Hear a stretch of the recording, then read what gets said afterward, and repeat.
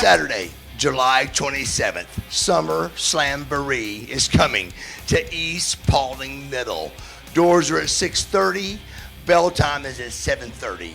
Come see wrestling stars such as, you're talking about Johnny Impact, PJ Black, Kid Cash, Johnny Swinger, Heidi Katrina, and many, oh wait a second, let's point out, Buff Daddy himself is going to be there. It's unbelievable, the talent that's going to be there. It's unreal. So get off your couch, real simple, put your keys in your ignition, crank your car, and come get your tickets. Get out of the house, come see us. I'm Buff, and I'm Stuff.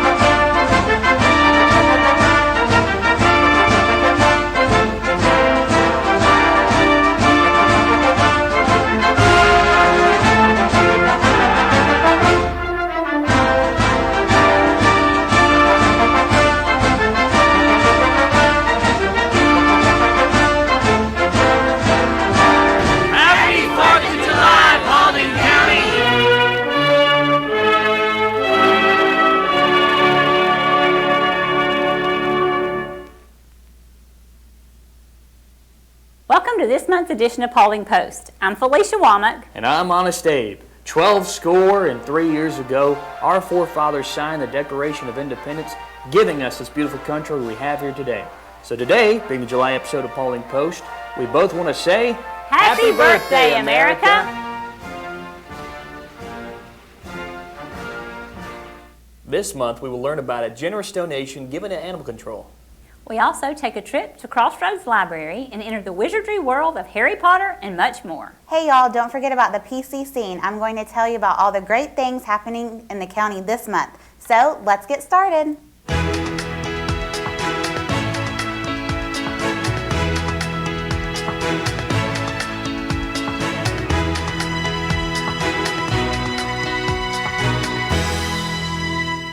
Jason Flatt, owner of Friends to the Forlorn Pit Bull Rescue, presented Paulding County Animal Control with a check for $130,000 at the June 13th Board of Commissioners meeting.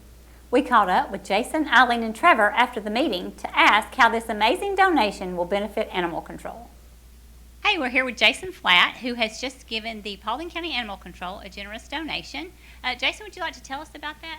Sure. We just presented the Board of Commissioners and the community with a check for $130,000 that's going to be used for our spay and neuter program to help the animals of this community. Well, what inspired you to give this donation? Well, I run a pit bull rescue that's based in this community, and I've worked with animal control for many years. I volunteered there and before I started my rescue, and I always like to give back to the community. And I know that we can't save them all through our rescue, and one of the ways to keep animals from entering the pound is to spay and neuter, and we'd like to provide that service for the community. Well, thank you. Now, Eileen, how do you think that this is going to benefit your facility? This could be tremendous for us, I think. We do have a lot of people that call and need to surrender their animals for that reason. Is I can't take care of them, I can't get their vaccinations, they need to be spayed neutered and I just can't do it. So to be able to offer them that opportunity and another option instead of having to bring them to us, it's going to be tremendous. We recently learned that one of our county employees was appointed to a federal committee.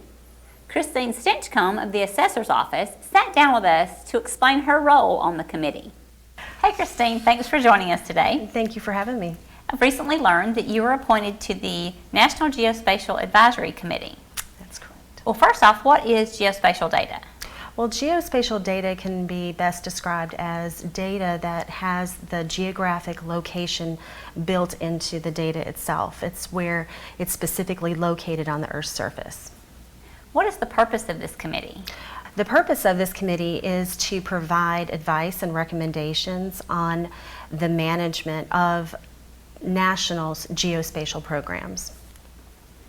So Christine, how were you selected for this committee? I was selected by the International Association of Assessing Officials back in the summer of 2018 and was appointed in spring of this past year. So how does your involvement in this committee benefit Paulding County? This will benefit Paulding County from the standpoint of being able to educate and help other local governments be prepared for the implementation of the Geospatial Data Act. So what is the Geospatial Data Act?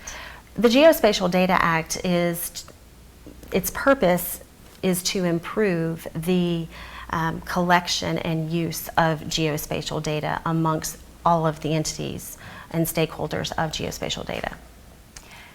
Thank you for talking with us, Christine, and congratulations on your appointment. Well, thank you. I appreciate that very much.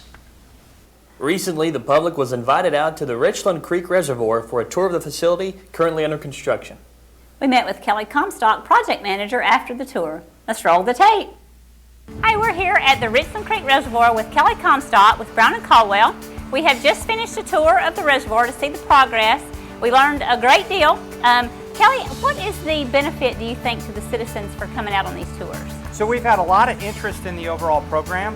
People hear a lot about it, but they don't actually get to see what it looks like. So it's a great opportunity. We've had tons of people asking us, hey, can we do a tour? And so we decided, yes, let's consolidate and do a series of field days where we can get a large group of people together and go tour all the facilities so they can see the construction as it's happening and better understand what we're doing out here. So has the reaction from the citizens, has it been good when they've come on the tour? It's been overwhelming. All of the tours have been filling up almost immediately, which means we're going to have to schedule more. We're talking about doing another one in the fall.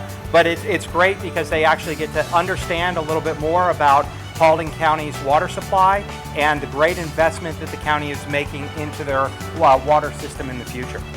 Well, thank you for allowing us to come out, and I'm sure the citizens are thankful as well.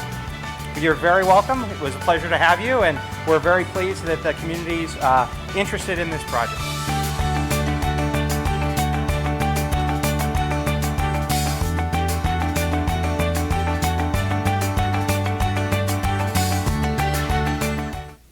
We recently hopped on our Firebolts and flew over to Crossroads Library. There we met with Matt Phillips and attended a Harry Potter party. We're here with Matthew today at the Crossroads Library. Thank you for joining us today, Matthew. Thank you. Can you tell us a little about what you have going on here today? We have our Harry Potter party, 3 to 6. It's fun for all the houses. Doesn't matter whether you're Ravenclaw or Hufflepuff. There's something for you. We've got raffle prizes, the sorting. You find out if your house, if you don't know your house yet, you should. We've got games, prizes, all the snacks that you could want. Everything is good. Can you share with us what's going on at all the libraries? Of course, in New Georgia, they have their own Harry Potter party going on, July 25th, 4 to 6. If you've missed ours, you could still get sorted and have fun, snacks, games, and all the fun stuff. At Dallas Public Library, we have Snapology. It will involve a Snapologist expert coming through and teaching kids how to use Legos and the like. At Maud P. Ragsdale Hiram Library, Resume Review. It's every Friday from 10 to 4. Patrons can schedule appointments for one-on-one assistance if they'd like. And here at Crossroads, we have Paint and Sips, and a program for the adults, of course. Paint away your heart's content. We've got mocktails for you to enjoy at the same time, of course. Thanks for being with us today, Matthew, and giving us all this great information. Of course, thank you. Hope everyone had a great June. I know we did. We had a great time at many of the events, especially the Run with the Badges 5K. This year is flying by. We are already into July, and there are so many free things happening around town this month. This is the PC Scene.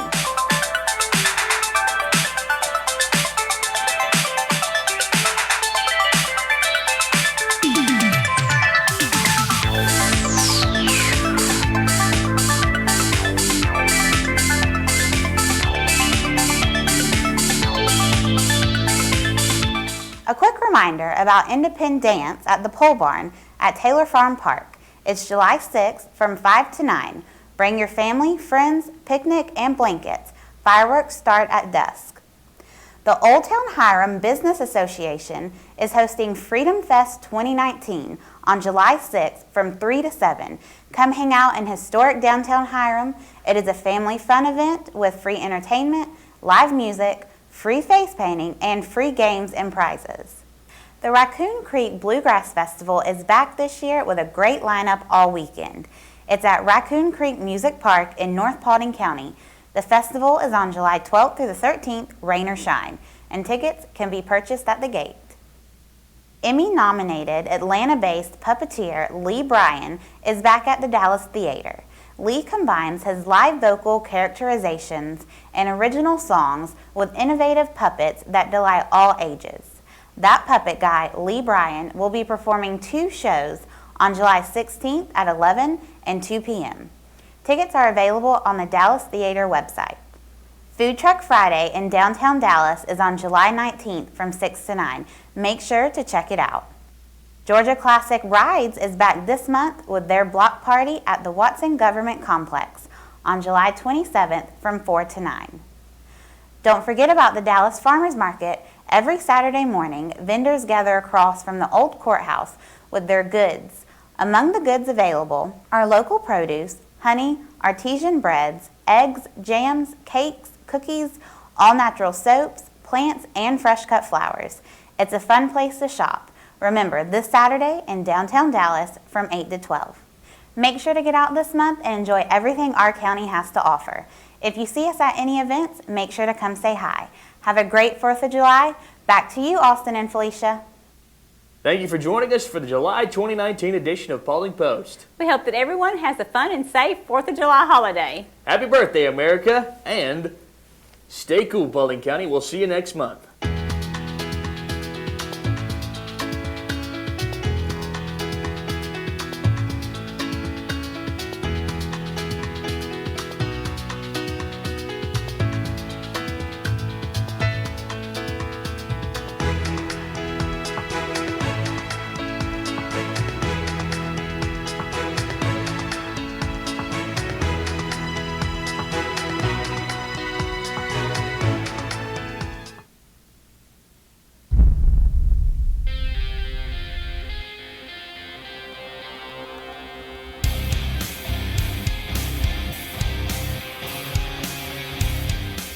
Hey, this is Ron Gossett coming to you, president of Universal Championship Wrestling right here in Dallas, Georgia. Fantastic Paulding County, Georgia. We're bringing a big event coming to town. It's called Summer Slamboree on July 27th.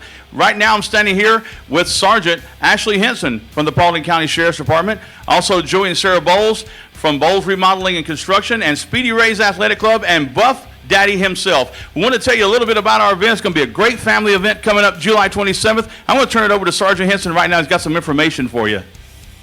Thanks, Ron. So this is an event that's going to focus on raising money for our Cops for Kids Christmas shopping program, also for our law enforcement Explorer Post 110. Just a great opportunity for people in the community to come out and see some famous folks like Buff Bagwell. So just want to encourage everyone to come out. You can come this week and get your tickets at the Paulding County Sheriff's Office or at Speedy Ray's Athletic Club. And for this week only, we've got a buy one, get one free offer. So come out to the Sheriff's Office, come to Speedy Ray's, and just make sure you come out and support this event. It's going to be a good family-friendly opportunity for us to see some awesome wrestlers. I'm going to turn it over to Buff the Stuff. Wow, that was actually very good, very good. But what he left out was the only, because he gave it to me, is Johnny Impact's going to be there, PJ Black's going to be there, Buff Bagwell's going to be there, Johnny Swinger's going to be there, Heidi Katrina's going to be there. I mean, this is something that's not just your normal wrestling show. So this is something you're really going to be entertained with. So come out, have a good time, and see some good, old-fashioned professional wrestling. Thanks.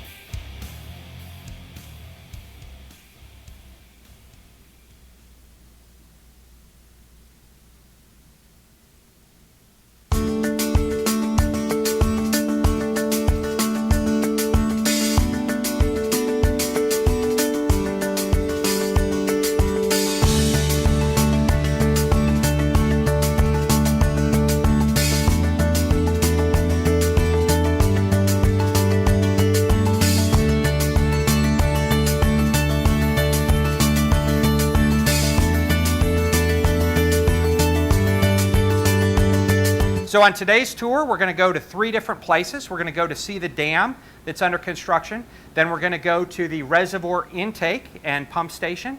And then we're going to come back here and see the plant. So you'll be able to see all of those different components. If you've traveled along Highway 61 over the last year, you're well aware of the pipeline. And I'm happy to say that that pipeline is finally off of Highway 61. So traffic is back to normal there. We thank you for your patience during that entire period. This is the dam that's under construction. And the reservoir is actually going to be going back this direction. So when we drove down that hill, you would have entered the water at that point, and it's going to be a lake from this point back. We're standing right now at an elevation of about 895. The normal water surface level will be 910. So we will be there'll be 15 feet of water above us when the dam is full. So if you turn around and look, you can imagine everything at our level back, all the way back to the far tree line, will be covered in water. Now you see a bunch of trees are still there, you'll notice. We did that on purpose. We wanted to wait to clear the whole pool of the reservoir until we're right about to fill it. Because if not, every time it would rain, we'd have to deal with 300 acres of uncovered material. So we tried to limit the clearing initially to the area that's needed. So the dam itself, you can see it's an earthen dam. It uses about 2.5 million cubic yards of soil. So a typical dump truck holds about 10 yards. So if we had to bring this material in from off-site, it would have been about 250,000 dump trucks worth of soil. So luckily, they're able to borrow areas on-site and use that material here, so we're not having to bring any of that traffic out onto 61. The dam itself has a concrete core to it, a wall that runs down the center to prevent water from seeping through. And then additionally, in the bedrock below, grout was injected down 80 feet below the dam to prevent water from traveling under it. So there's a solid grout and concrete core that prevents water from seeping through. And then the rest of it is earth on top of that. The base of the dam is about 825 feet, and it's about 4,000 feet long when it's all in place. You'll see that structure out in the center, that tall concrete column, and then the 2 other concrete structures. There will ultimately be a bridge out to that center column, and that column will be used as an emergency overflow. In case too much water gets into the reservoir, it would flow through there and through a 60-inch diameter outlet pipe that goes downstream into Richland Creek. Now, when we created this, we basically dammed up Richland Creek, which means Richland continues. So if we were to trap all of the water, it would dry up the creek downstream. So we actually use that outlet structure to release small quantities of water to keep the stream going downstream. I mentioned all the water coming in here is pumped up, but we recognize some of that we're going to have to release from there to go downstream. And the permit has certain requirements for temperature and water quality, so we have certain levels within that structure we can pull water off of. If we pull from too deep, it may be too cold, so we can bring it up closer to the surface. Right now, they've placed about 2.2 million cubic yards of soil. They've got about 300,000 yards left to go. On a good day, they can do 14,000 yards, so we're within a month, hopefully, if the weather is good, to be able to get it done. And believe it or not, today is not an ideal situation, because when they place the soil, it has to have a certain moisture content. And one thing you notice today, it's dry. So the best situation is if it's raining like every 3rd day for about 1/2 inch. That keeps the soil moist enough to where they can do the work. What they have to do now is they have to spend a lot of time conditioning the soil, and you'll see water trucks. A lot of them are on lunch right now, but they have to constantly spray water out here to keep it the right moisture content, or else it gets really dry like we've seen. And the flip side of that is we don't want it to be too wet, because then they can't get the right compaction either. And this entire fall and spring, from like September through March, they got very little placement done, because if you recall, we were getting rain after rain after rain, and it was just too wet. So they're making a lot of progress. We're anticipating within the next month and a half, they'll be able to top it out, and then they have to get all the grass established, wave protection, get everything ready to go, and then we'll be able to close the gate off and block Richland Creek and be ready to start bringing water in. The schedule for bringing water in is not until the fall time frame. That's when the pump station will be done on the Etowah. We'll start bringing water in and we'll fill it up at different levels.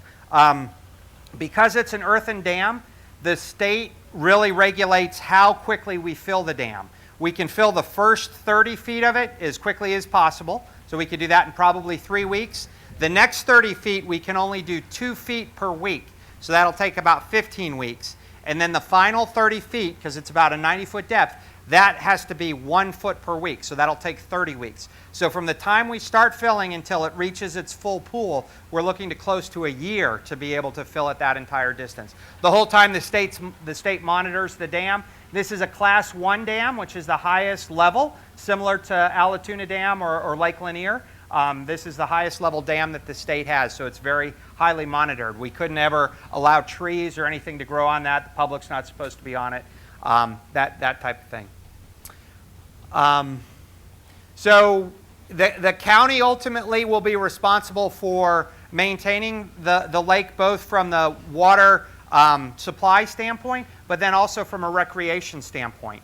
The county owns the entire property around the lake, and part of the requirement is to have a 150-foot undisturbed buffer. So if you're out on the lake, you're not going to be able to see homes right up on it. People aren't going to be able to develop because the county owns the entire area.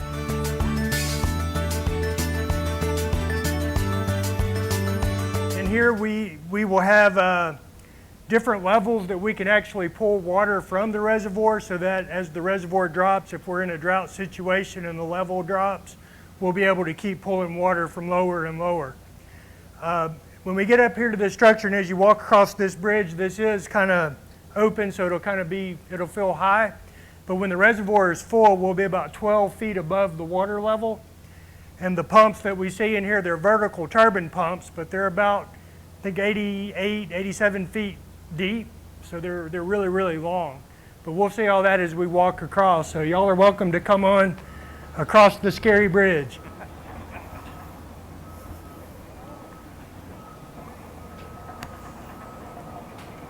And each one of these pumps can pump up to 9 million gallons a day. And we, of course, have 3 ends, so there's 27 million gallons a day of flow possible going up to the plant. The total amount that we can actually pump from the river, if the level is up at a high flow, we can go 45 million gallons a day to fill the reservoir. The initial size of the plant is going to be 18 million gallons a day, so an instantaneous flow of 45, you can do your total day flow in less than a day, obviously, just by pumping faster. In the future, as we go to a higher flow rate, we have some additional spaces here to put more pumps, and we'll basically just mirror this, put 2 more in there. We'll have a total of 5 pumps in this building.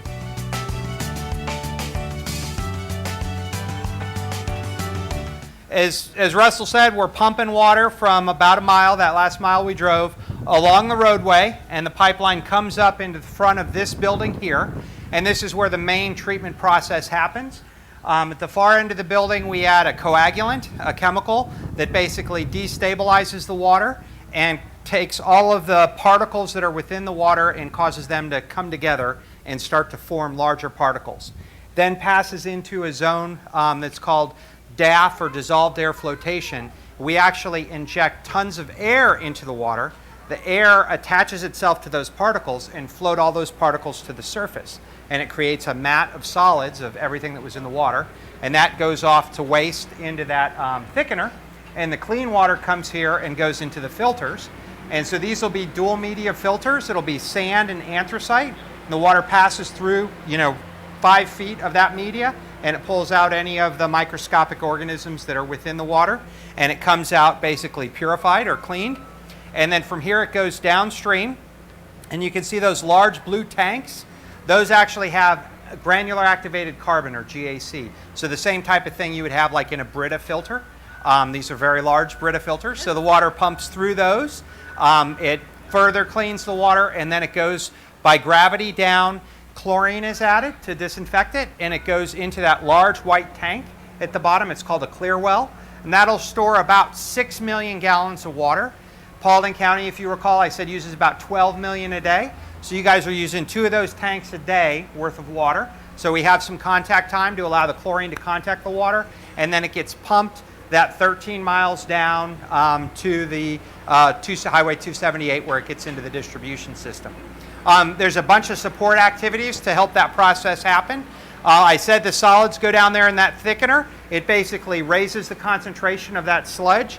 It then gets pumped into that building that has a high-speed centrifuge, which is like a very, very fancy washing machine that basically spins the solids and removes the liquid. So what comes out of it is basically like dirt material, and then that gets disposed of. The building over there has all the chemicals that are used in the process, that coagulant I talked about, sodium hypochlorite, which is like a bleach that's used for chlorine, as well as fluoride for tooth protection, dental protection, and then those large tanks on the outside are actually lime. That's used for corrosion control and to raise the pH of the finished water going out in the system. I always laugh about bottled water because they try and do all these marketing ploys, right, about alkaline water. And, you know, we've been adding alkalinity for years to tap water, but now they do it and they call it, they charge an extra $2 a gallon, but anyhow. So don't get me started on that. So the water goes out in the distribution system. The facility has to be manned 24 hours a day. So there'll be a staff of about 12 people because you have to have multiple shifts. At a minimum, there'll always be 2 people on here at all times. The building directly across from us, you'll see when you leave, is an admin building. So there we have a laboratory where they do water quality monitoring. We have admin offices, we have locker rooms, we have a break room and a space, as well as a control room where they basically can control everything. I talk about bottled water. One of the benefits of tap water is that throughout this treatment process, there are online sensors that look at the water quality continuously all the way through the process. So if something's going wrong in the DAF unit, we would know it before it hit the filters. Something went wrong with the filters, we would know it before it hits the GAC. So there's all sorts of monitoring that has to happen continuously, real time, around the clock. Bottled water, it's completely opposite. They're regulated by the Food and Drug Administration. They do periodic checks. So they'll run, you know, a month's worth of production and then they'll do a check, and if something goes wrong, then they have to do a recall. And that's why you always see recall for chicken and stuff, because it's totally different regulations. So you should feel confident that the water that you're getting, every drop of it is monitored real time throughout the entire process. And the treatment process we're using here is very similar to the process that's used by Cobb County Marietta Water Authority. So you can expect a very, very identical water quality to what you have now. It'll actually be better because you'll be closer to the source now. You won't have as high of a water age as you had previously with Cobb Marietta Water Authority.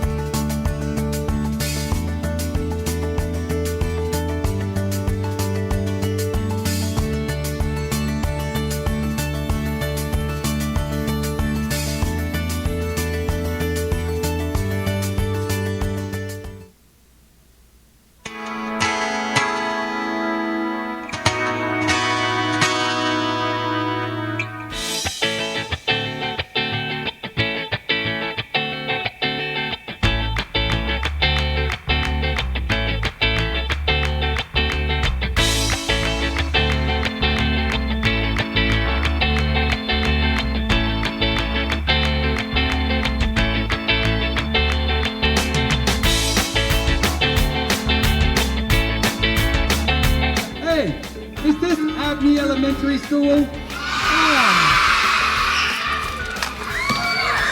Pretty cool, huh? Watch this, ready? 1, 2, 3, go.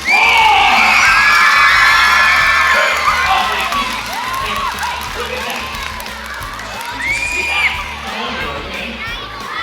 So like a picture camera, take a picture of it.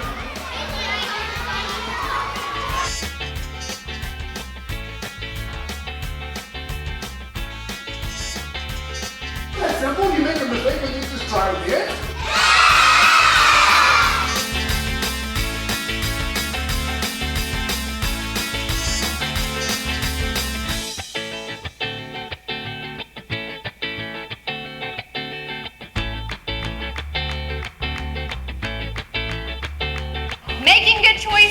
why it's so important to make those choices.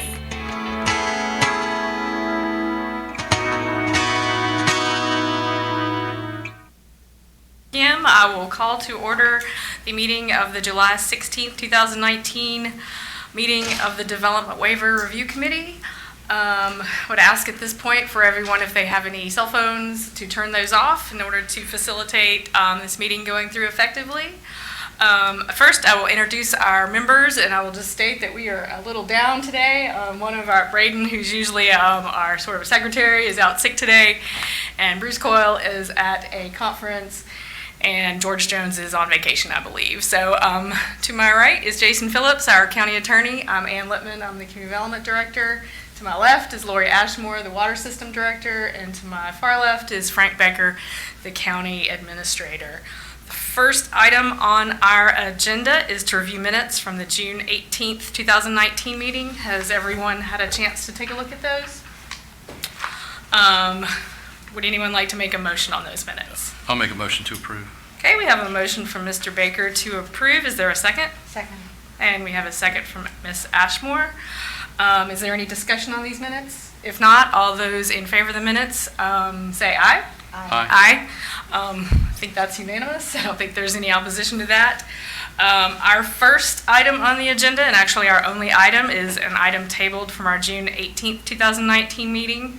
It is case number 2019-3-W, application by Quilusi Vineyards, Robert C. Gilbert, on approximately 40 acres for a waiver of minimum fire flow requirements, which is Development Regulations Section 4.1.3.6 for agricultural operation. The property is located in land lots 39, 40, 105, and 106 of District 3, Section 3, on a private road being north side of Blossom Trail, west of Farm Street. The address is 70 Blossom Trail. It was formerly known as Lot 39 Flower Farm Subdivision, and it is located in Post 4.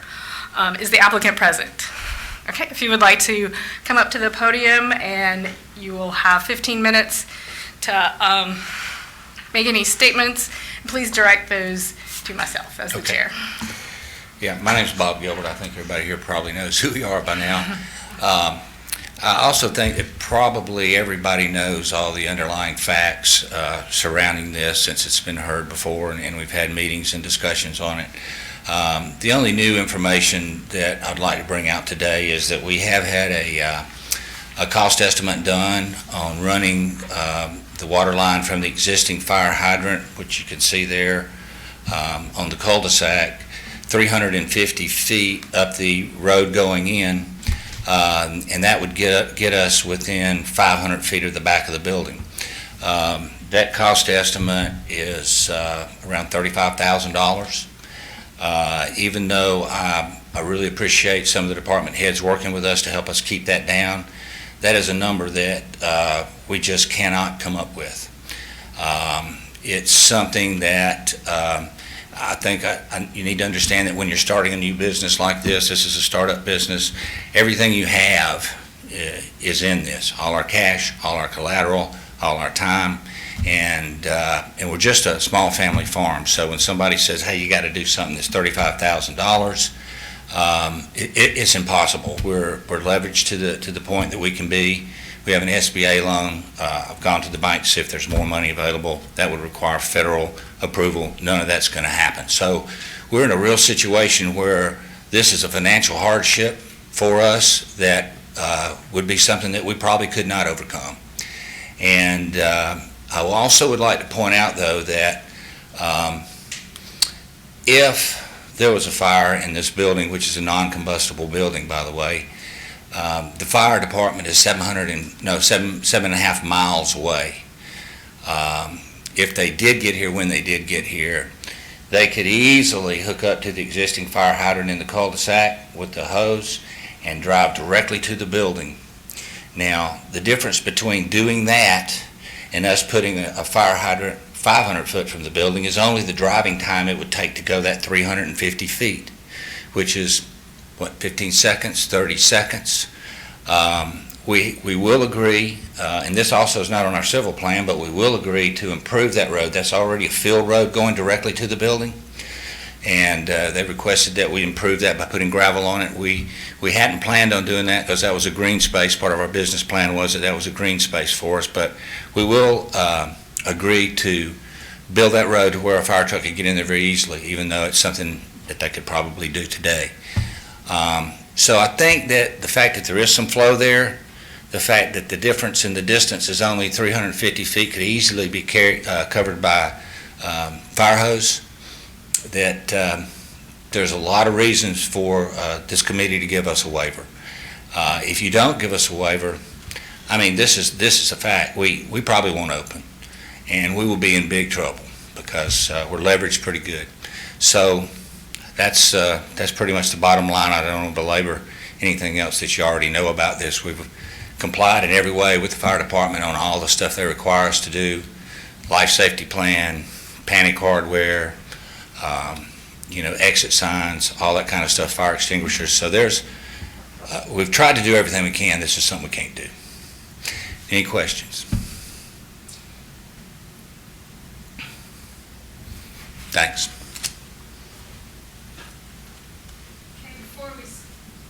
Before we started this, I did fail to mention that community development staff has received no opposition or no phone calls on this. At this point, I do see we have representatives of the fire department here. Would anyone like to make any statements for the record?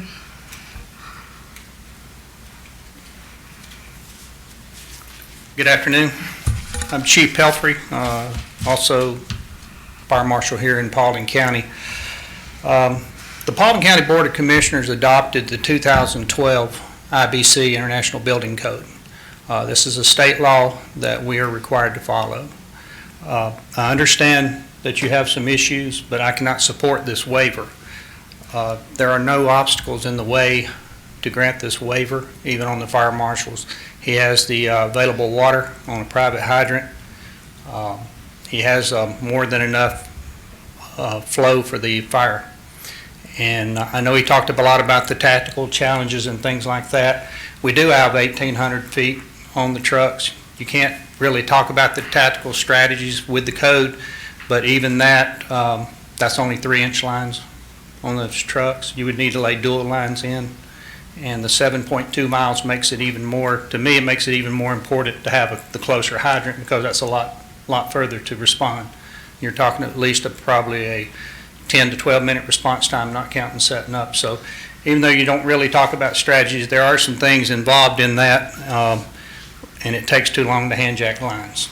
I mean, it's something that we just can't do, but you've got everything necessary there. Like I said, there's no obstacles in the way for him to do this, other than I know his cost, but that's everybody's cost.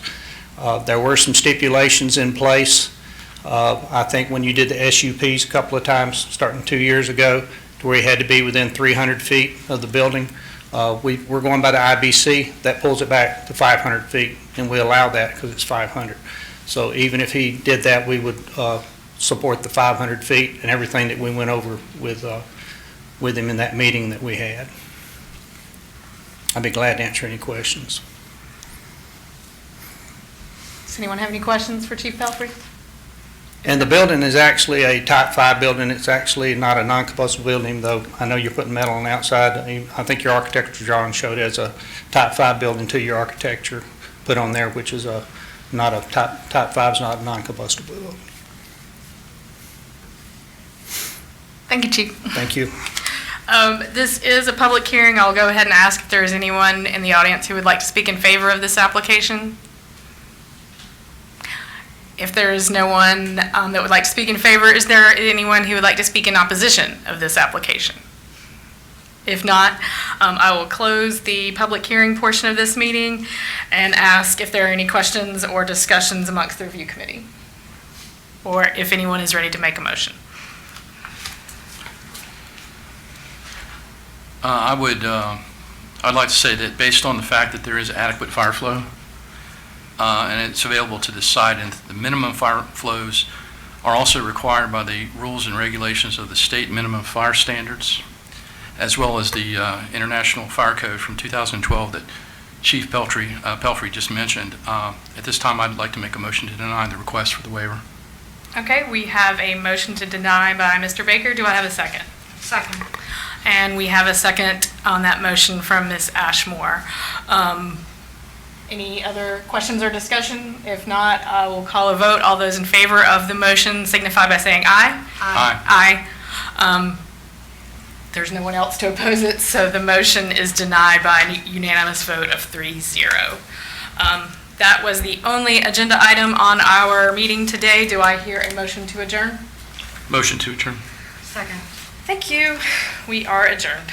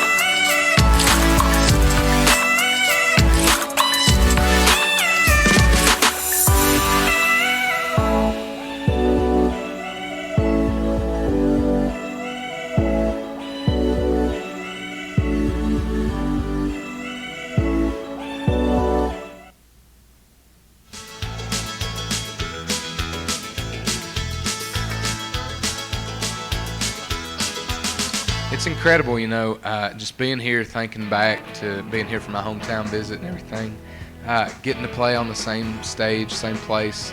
But this time, you know, it's not for the American Idol thing. People are coming out to support me, you know, apart from that, which means the world to me that people are coming out and buying tickets and everything. And it's really just a super humbling thing that everybody's come out to this supporting me. Oh, I have countless memories at South Paulding High. You know, I participated in the talent competition every year. I remember my freshman year I got second. My sophomore year I got third. And then my junior year I didn't place. And I was like, man, I'm getting worse. But then I won my senior year. Praise be to God. You know, I've had so many teachers that were huge influences on me. I know I had Mr. Jason Bryce, who now teaches at Paulding County, but he was my drama teacher, and he got me, you know, I really think him made me a lot more comfortable on a stage, goofing around and stuff, and kind of helped me come out of my shell even more with people staring at me. But there's plenty of teachers that I love, you know, Miss Norman, a bunch of them, Miss Wright. Man, Paulding. That's just where I'm from, man. I've been here my whole life. I go to church here. It's what I've always been a part of. I know it's really crazy growing up here, and you know, it's weird, man. It's weird being here and being invited to come sing for all these folks that have been my neighbors. You know, but it's a really humbling thing. It's been an awesome place to grow up, and you know, it's still my home. Hello, I'm Ashley Gulick, and I want you to please join me while I explore Paulding County, Georgia.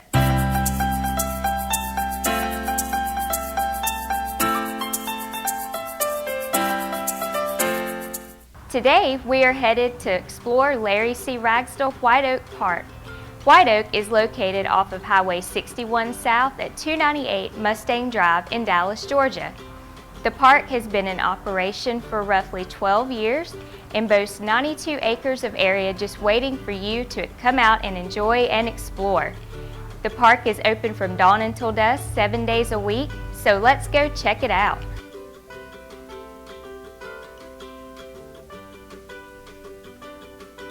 A vast array of Georgia's and local nature can be seen all throughout the park, making it one of the best places for you to get out and enjoy the outdoors here in Paulding County. The park's green space is perfect for an afternoon picnic, kite flying, watching birds, or getting out to play catch with the kids. The park is usually filled with visitors, especially on the weekends, as it is one of the county's most popular stops. Educational opportunities abound in nature, and White Oak is a great place to enhance your knowledge of the great outdoors.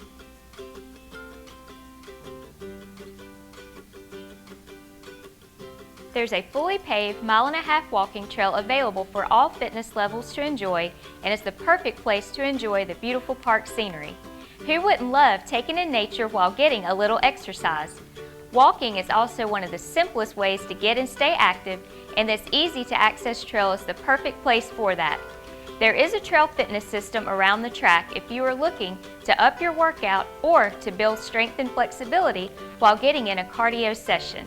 But no worries, the trail is perfect for those who are just out for an afternoon stroll or getting some fresh air.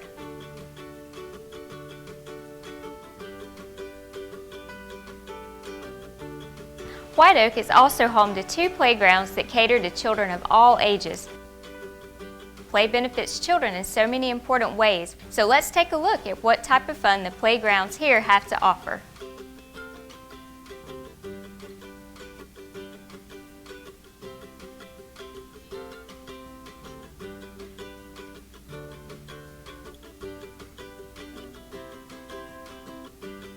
If you are looking for different fitness activities or just fun in general, come out and enjoy the park's 16-hole disc golf course. The sport is rapidly gaining in popularity, so White Oak is a great place to come practice your skills. The course starts directly behind the playground, and there are plans to add 2 more holes in the future. Whether a pro or just looking for something new to try, this disc golf course is perfect for a day of fun at this beautiful park. Hey, let's see if I can make this shot.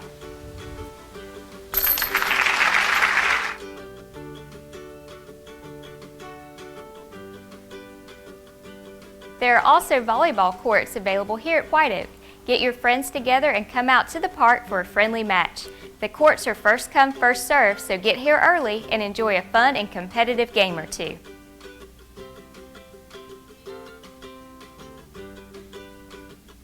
Three lakes are available for anyone interested in a morning or afternoon of leisurely fishing. Each lake hosts a variety of bass, brim, and catfish, so bring your fishing poles and gear next time you are in the area. The lakes are a perfect area for fishermen of all ages and experience.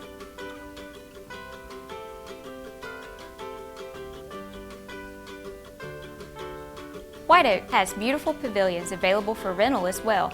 There are 5 open pavilions, 2 enclosed pavilions, and picnic areas with grills that are perfect for your next birthday party, reception, or even family get-togethers. For pricing and availability, please call the Paulding County Parks and Recreation Department for more information and details. So, today we learned that White Oak Park is the perfect place to get outdoors and explore, whether it be on the trails, fishing at the lake, or just taking in nature in the vast green space. So, be sure to make White Oak a priority on your next stop here in the county.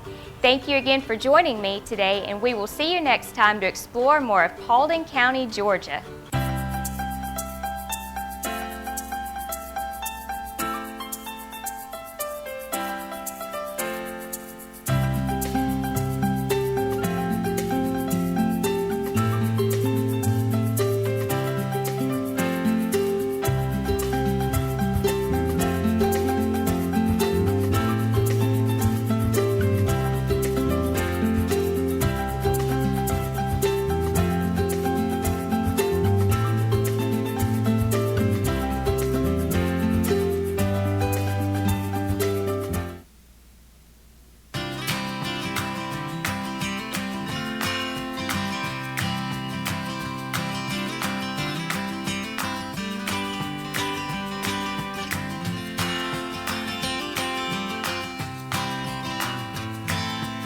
Good morning and welcome to the first annual Paulding Rides for Wishes bicycle ride. This is a benefit for the Make-A-Wish Foundation, and we appreciate everyone coming. We've got a great turnout. I think we've got around 70 riders, maybe a few more. And so far, and I'm sure we'll have a better total here in a minute, we've raised over $15,000 for the Make-A-Wish Foundation, so that's a great job.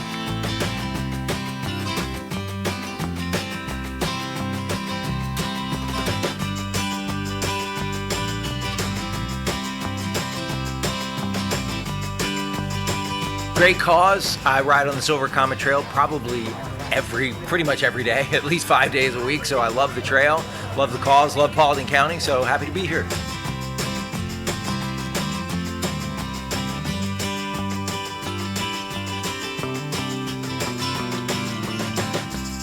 beautiful Saturday morning. And I want to say thank you to Mr. Frank Baker who put this together. He is so great for our county and charitable events, and he deserves recognition for just getting this off the ground. And it's our first annual, so we look forward to many more. We're just had a super day. We've broken all of our expectations. Our expectations were about 50 riders this year, the first year, and about $15,000. And so we've shattered both of those. We feel really good about it. It's a beautiful day. So once we take a look at all of the things that we've done, and we look at our after action, we're already planning on next year. So we're excited about that. It was great to have the community come out for this and to share in the event, but also share with our trail. As Ashley Henson said a few minutes ago at our closing session, he talked about the importance of that trail. It is a really important asset for us here in Paulding County, and combine it with this great event to help the Make-A-Wish Foundation. So we're very pleased.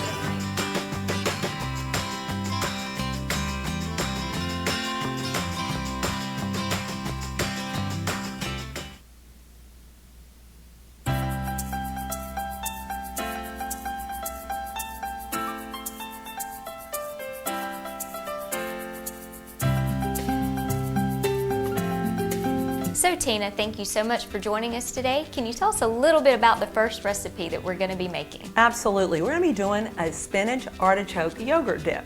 You know, you go to a party, you're talking to your friends, you're having a good time, and you're just dipping into the dip. Most of your ordinary dips are full of mayonnaise or sour cream, things that are high in fat. The good thing about Greek yogurt is high in protein and low in fat. So you're getting good nutrition. Add that to some vegetables and you've got a great dip for vegetables, crackers, whatever, and it's low calorie. It's basically 92 calories a serving. Sounds great. So let's get to making it. Absolutely. So Ashley, to start with, we're going to use you can use either a box or bag of frozen chopped spinach. You want to thaw it first and squeeze out all the water. So we've got our spinach already in our bowl. The next we're going to add is one 12-ounce jar of artichoke hearts, and you want to go ahead and drain them as well and chop them. And I love artichoke hearts. Artichoke hearts are very, very healthy, and I think a lot of folks don't realize that. I've got mine chopped kind of big, but you can chop them up finer if you want. That's totally a personal preference. All right, so then the next thing is that awesome Greek yogurt. We've got 1 cup of fat-free plain Greek yogurt. And be sure to, it is, and be sure that you do check and make sure it's Greek. The biggest thing is Greek is smoother and it has more protein than other yogurts. And then we do use cream cheese, but we use the fat-free cream cheese. So it's only a 1/4 cup of fat-free cream cheese. And sometimes if you leave it setting out a little bit, it gives it more of an opportunity to soften up. And then we've got a 1/4 cup of Parmesan. Now this is shredded Parmesan, but you can use grated. It would be, again, less chunky. But again, it's a personal preference. I like the shredded. And I love the taste of shredded Parmesan. I do.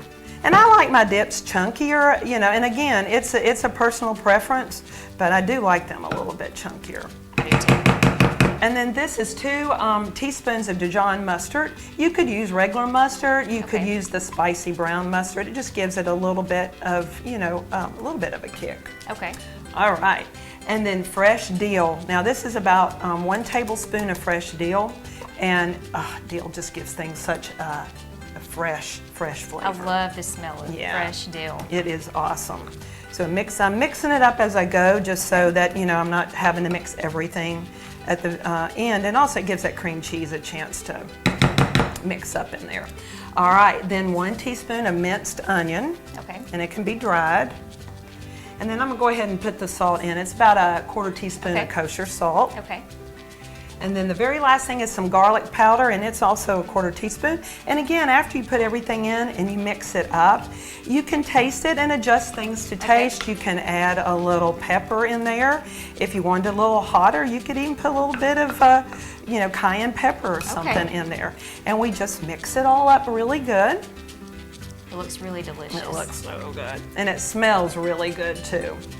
So then we would take this and put it in the fridge and let it chill for a couple hours. That'll get it kind of, you know, a chance for all the flavors to mix up. And when it comes out of the refrigerator, it looks something like this. You also can chop some more dill on top and just kind of make it look pretty. You can use, we've got carrots, you can use carrots, broccoli, celery, cucumbers, even little tomatoes, and then of course crackers, tortilla chips, all that to dip it with. So let's try it and see how it turned out. Absolutely, best part of it.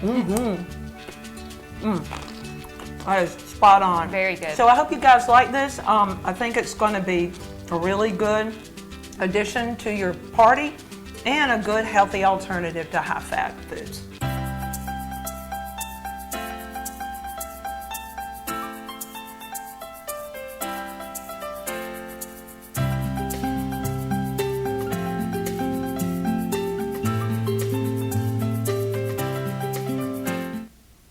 Hi, I'm Ashley Gulick, and I want you to join me as we explore the Silver Comet Trail here in Paulding County, Georgia.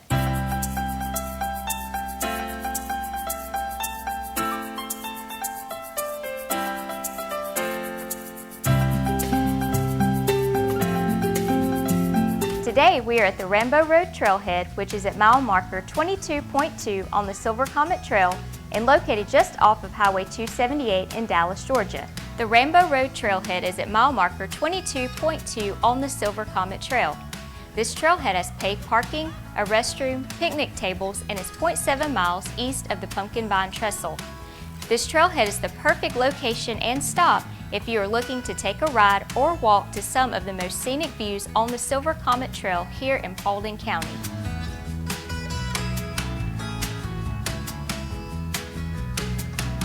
Head out to mile marker 23 west of the Rambo Trailhead and be sure to check out the picturesque Pumpkin Vine Trestle while out on your ride or walk along the Silver Comet Trail. Built in 1901, the trestle was over 750 feet in length and rested 126 feet overlooking Pumpkin Vine Creek. According to the history books on the trestle, Old 88 or Engine 345 jumped the tracks on October 18, 1903, tearing down part of the bridge. The trestle was restored to its current state in 1999 and made available for use on the Silver Comet in 2000.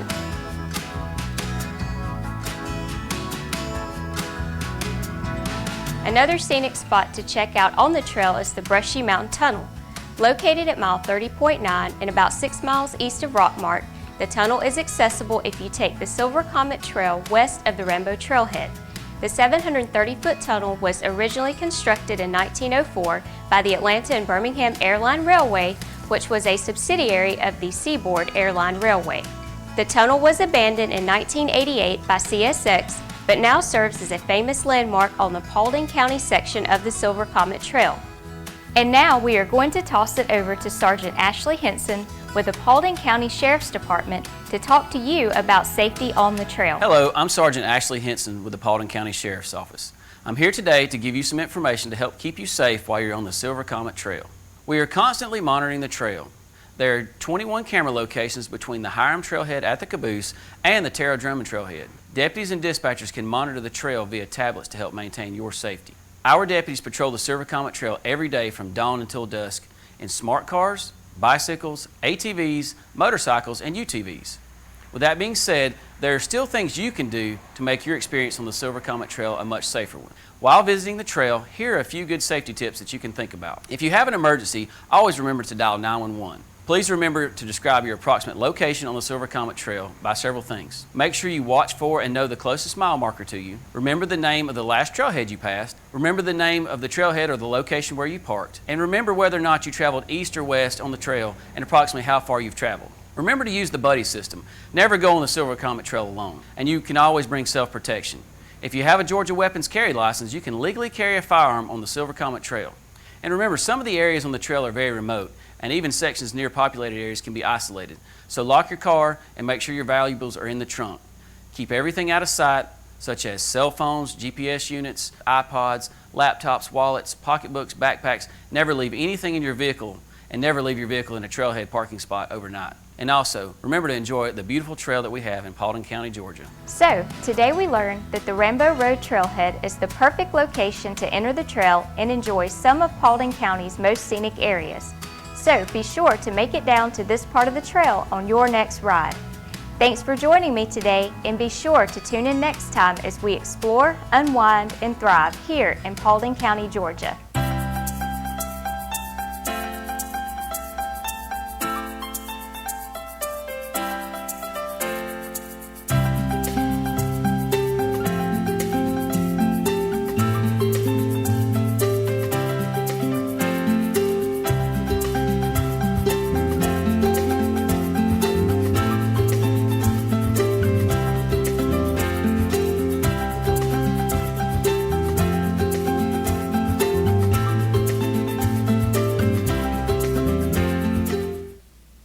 Hi, I'm Ashley Gulick, and I want you to join me as we explore the Silver Comet Trail here in Paulding County, Georgia.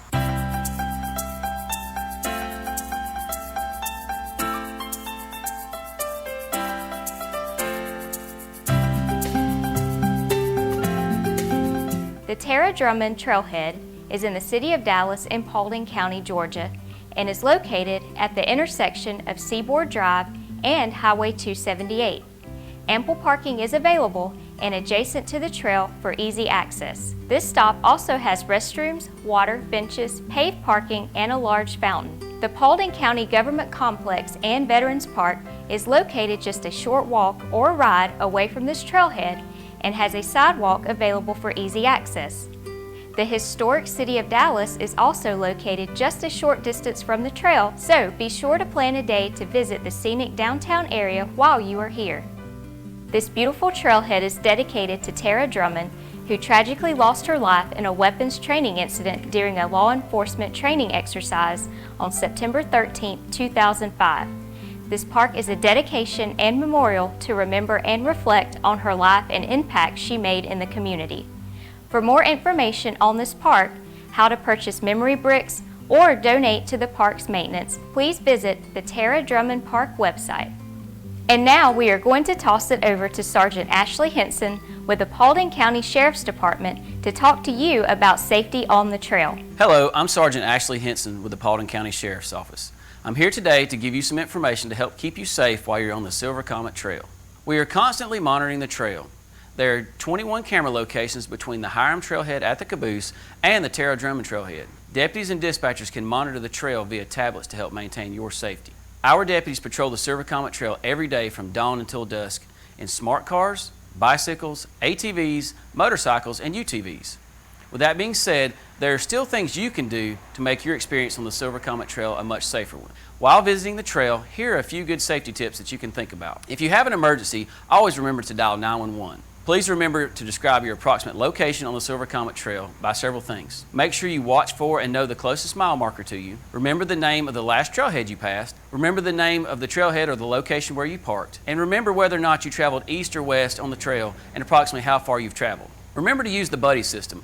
Never go on the Silver Comet Trail alone. And you can always bring self-protection. If you have a Georgia weapons carry license, you can legally carry a firearm on the Silver Comet Trail. And remember, some of the areas on the trail are very remote, and even sections near populated areas can be isolated. So lock your car and make sure your valuables are in the trunk.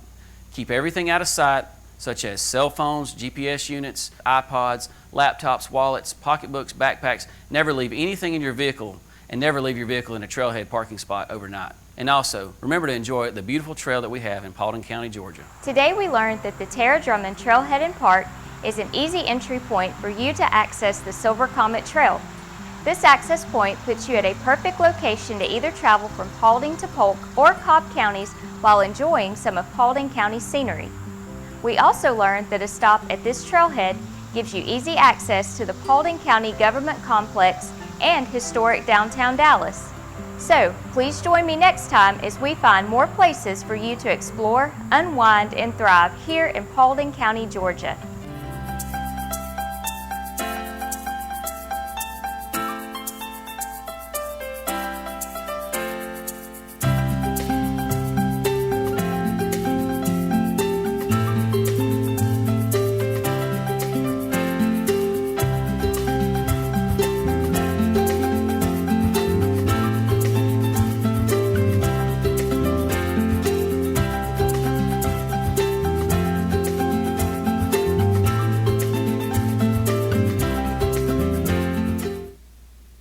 Hi, I'm Ashley Gulick, and I want you to join me as we explore the Silver Comet Trail here in Paulding County, Georgia.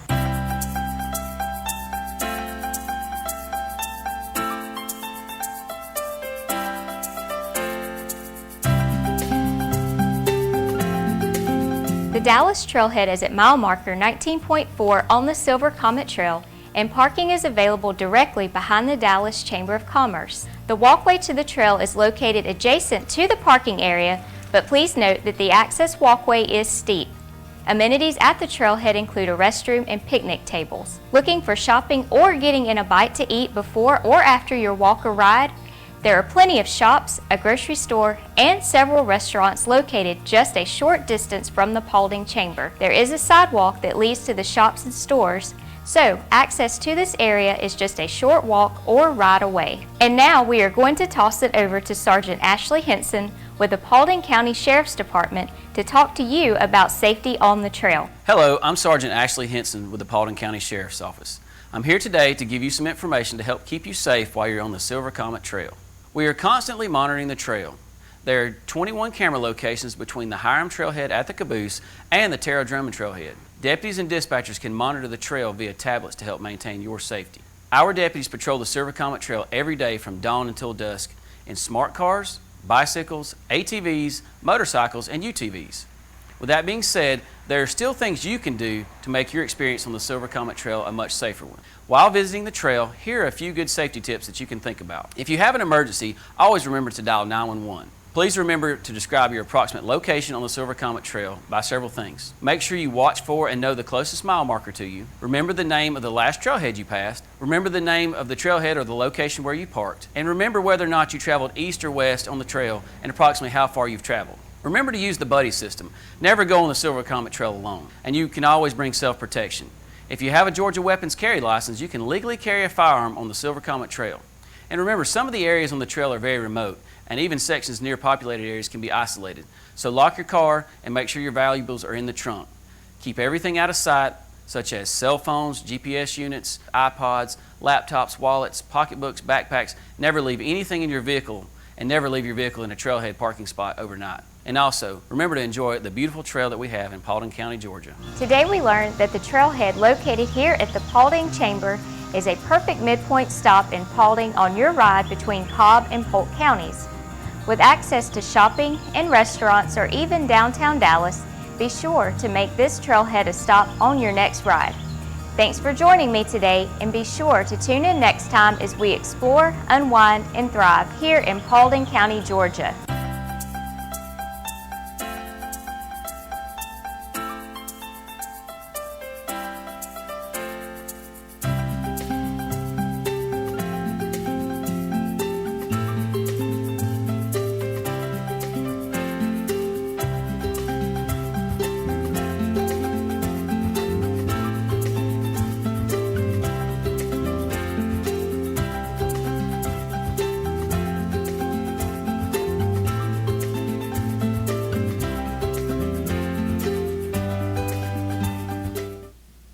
Hi, I'm Ashley Gulick, and I want you to join me as we explore the Silver Comet Trail here in Paulding County, Georgia.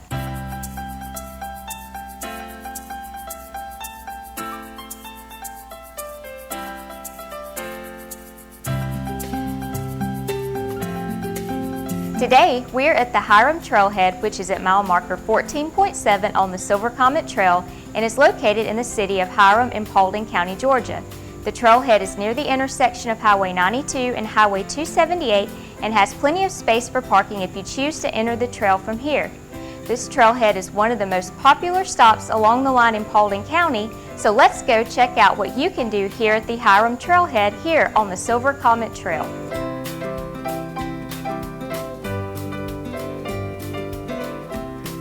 There is a park adjacent to the trailhead and has restrooms, water, a play area for children, and covered picnic areas available for use. Also, don't forget to bring along your four-legged friends to the Hiram Trailhead and enjoy the dog park while visiting. Looking for things to do off of the trail? Then the Hiram Trailhead is the perfect stop.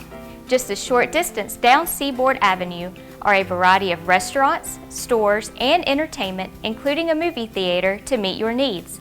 Also, be sure to visit the bike shop located right off of the trail if you are looking for rentals or bike repairs to get you going back on the trail.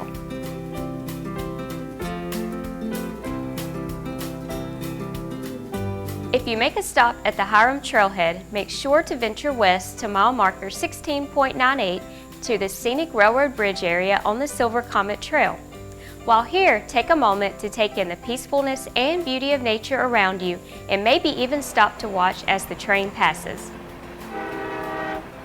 And now we are going to toss it over to Sergeant Ashley Henson with the Paulding County Sheriff's Department to talk to you about safety on the trail. Hello, I'm Sergeant Ashley Henson with the Paulding County Sheriff's Office.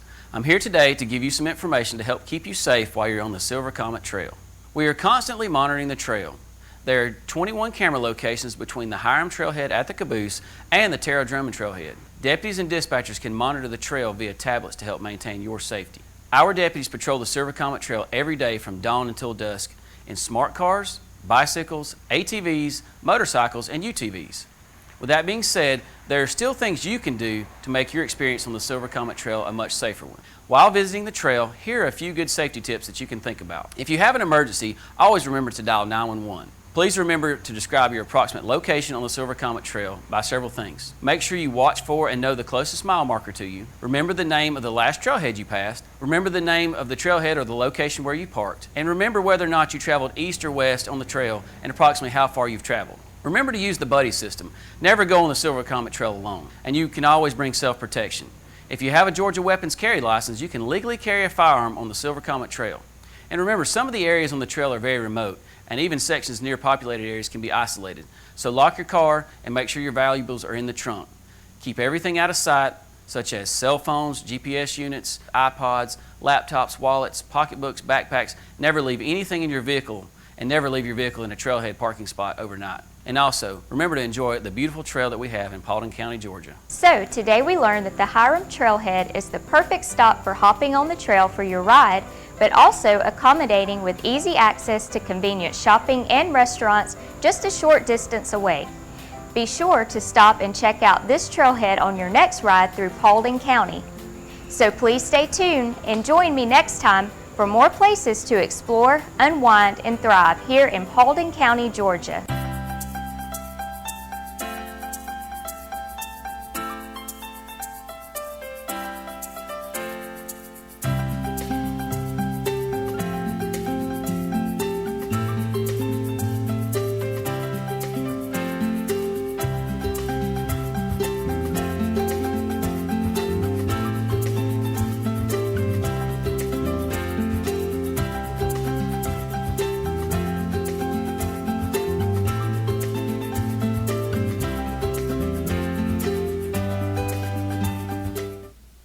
Hi, I'm Ashley Gulick, and I want you to join me as I explore Paulding County, Georgia.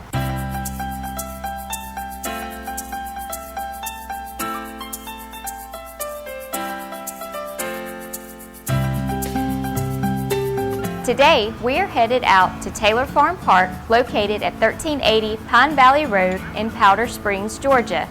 Park hours are 8 a.m. to 11 p.m., so let's go see what all Taylor Farm Park has to offer.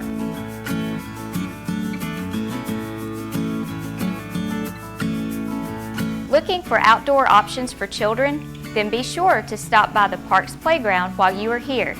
The playground is a perfect stop for children of all ages and full of fun activities. There is also a picnic pavilion available if you want to make it a day at the park. So bring your snacks or lunch and make the most out of your time here at Taylor Farm Park.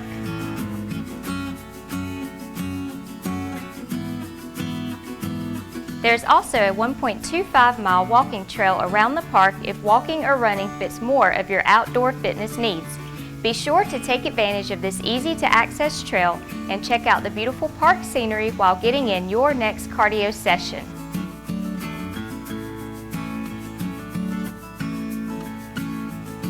Make sure to plan a stop at the park's picturesque 1.5-acre lake while you are here as well. Enjoy the nature surrounding the lake and enjoy a peaceful moment and scenery while you are here. But just remember, there is no fishing allowed at the lake.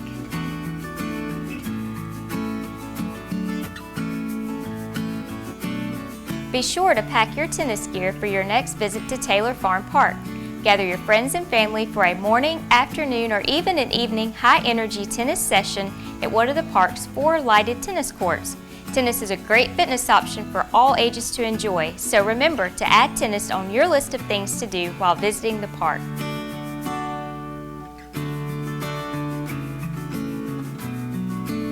The park also has an indoor multifunctional gym if you want to take your next fitness or league session indoors.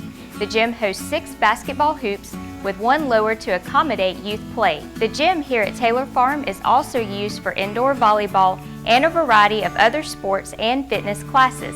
Be sure to contact Taylor Farm for open gym hours and to also find out more information on league sports that cater to a variety of ages. Today we learned that Taylor Farm Park is a great location to meet a variety of athletic needs for both leagues and individuals with both indoor and outdoor recreational options.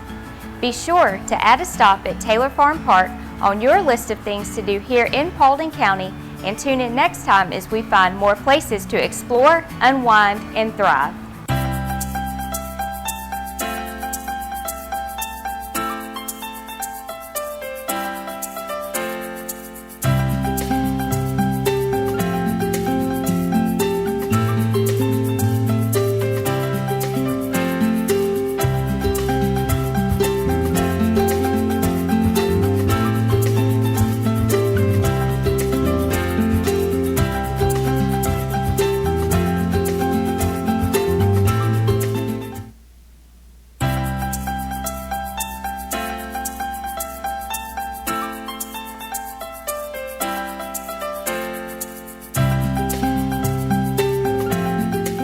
So Tina, can you tell us what we are about to make? Absolutely. Well, everybody loves drumsticks, wings, chicken thighs, chicken breasts, but you get a lot of extra calories when you cook it and eat the skin. So what I have today is a skinless drumstick recipe. You can marinate it. You can also use this recipe with pork or really any white meat that you would like to use. And what I have here is our drumsticks have already taken the skin off. You can purchase them skinless, or you can take the skin off yourself. If you save a lot more money when you buy it with the skin on. Let me show you if you've never taken skin off of a drumstick. Just hold it by the end. You want to go up at the top, pull the skin down. There's a lot of membrane between it. And sometimes it might take a knife to give you some extra help, but you just pull it off the end. Very and easy. then your drumstick's ready to go. You've just shed a lot of calories and a lot of fat off of your chicken. All right, so let's go ahead and prepare our marinade for this. So we're going to do it in a Ziploc bag. That's the easiest way and less messy. Okay. So we start off with olive oil. So we want to put a 1/4 cup of olive oil in there. Olive oil is a healthier alternative to all your oils. You get your monosaturated fats which are healthier for you. So we've got our olive oil, and then we're going to use a juice of a lemon and an orange. Okay. So it doesn't really matter how much. I like lots of citrus, so I ended up just putting a lot in there. You can use concentrated orange juice or lemon juice if you don't have fresh available. Okay. The next thing is our garlic. Now we've got a 1/4 teaspoon of garlic powder. You can also crush real garlic and use a whole clove of garlic. Okay. And chili powder, and this is going to give it a nice kick. So we've got 1 teaspoon of chili powder. There you go. Good deal. All right. And then you can end it off with some salt, like maybe a teaspoon of kosher salt. And you may want pepper in there, but that gives you a nice marinade, so I'll kind of swish it around a little bit. Now, is this something you can also use on the grill? Absolutely. We're going to bake it in the oven. We're going to bake it on 425, but this is awesome on a grill. Absolutely. And in the summertime, put your wings, your drumsticks, your thighs on the grill, and you're going to have a tasty, tasty protein for your meal. So I'm going to put 6 in here. 6 is probably a pretty good number for this amount of marinade. Okay. And if you want more, you could just double the recipe. Main thing is get the air out and make sure that whatever that bag you put in. If you don't have a real sturdy Ziploc bag, you can double bag it. Put it in one and then put it in the other. So what I'm going to do is just kind of slosh it around a little bit, make sure everything's covered. Looks good already and it smells good already. Now, is this also something you can put in overnight? Absolutely. We're going to marinate it for 30 minutes today. You can marinate. The longer you marinate, as you know, the flavor gets into the meat better. It's actually really good with pork chops too. So you're going to do pork chops on a grill. This would be an awesome marinade. So what I'm going to do is put this in our fridge. Okay.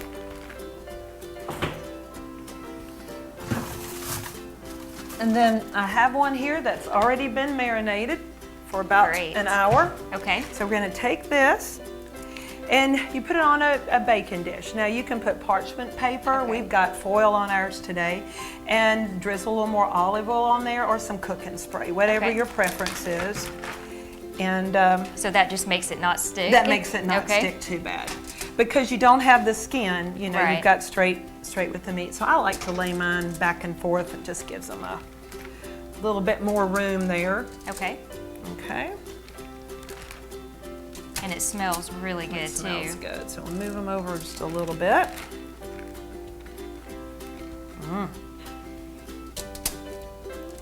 Looks delicious. I went one more on this side. Ooh, yummy. All right, so we're gonna set these. Let me wipe my hands off. Nice and messy, which is a good thing. That's a good thing. All right, so now, as I said a minute ago, we're gonna stick it in a 425 preheated oven, about 45 minutes. You know, with chicken, you would definitely want chicken good and cooked. All right, so we're gonna stick this in. And we already have one ready to go. The magic of TV. Okay, doesn't that look great? It looks awesome. You ready to dig in? Absolutely. All right, here we go. Let's take a sample. Very good. Very good, nice kick. Low fat, only 76 calories per drumstick, 13 grams of good healthy fat, 6 grams of carbs, and 22 grams of protein. So eat up and be healthy.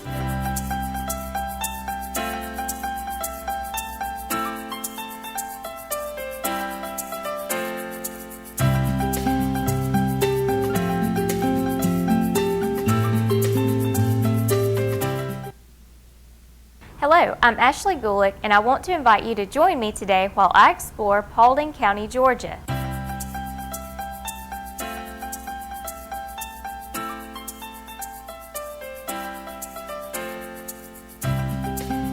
Today, we're headed out to one of our awesome county parks, Mount Tabor Park. Mount Tabor Park is located on the eastern side of Paulding County at 1550 East Paulding Drive in Dallas, Georgia, and has been around since 2002. The park has 155 acres of space with several trails, baseball and softball fields, tennis courts, and indoor recreational space and options. So, what are you waiting for? Let's go check out Mount Tabor Park.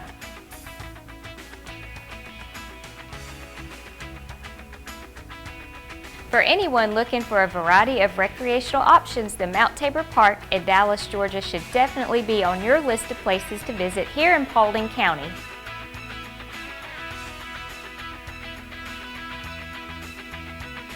If organized sports is not your thing, then no worries. There is a wide range of aerobic and fitness classes available, such as dance, tai chi, and yoga. Be sure to check out recreation.paulding.gov for a full list of classes offered here at Mount Tabor Park. There are even art classes offered for younger children and teens.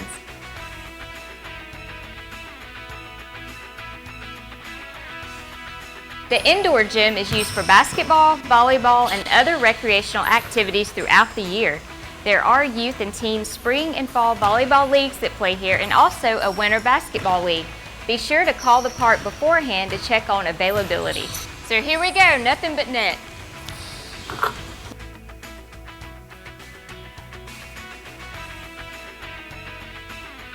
Need a high-intensity workout? Then try your hand at racquetball. Did you know that in just 1 hour of play, you can run up to or more than 2 miles and burn between 600 to 800 calories? Up the burn on your fitness routine and book a court today.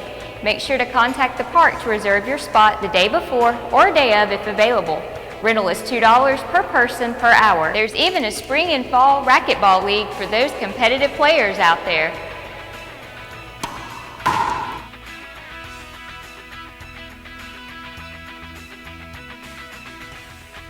If you are a parent, coach, or even an adult looking for organized sports and league play, be sure to stop by Mount Tabor Park for more information on a range of programs available.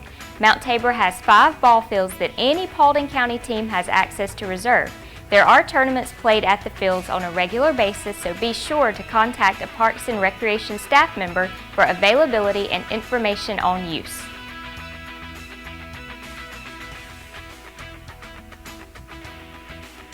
Tennis courts are also available for use but are first come, first served. The courts are a popular spot at the park, so be sure to get here early to get in a match or two. Not a pro but looking to learn more about tennis, then make sure to contact the park at 770-505-3885 for more information and pricing on your tennis lessons. And don't forget, courts are first come, first served.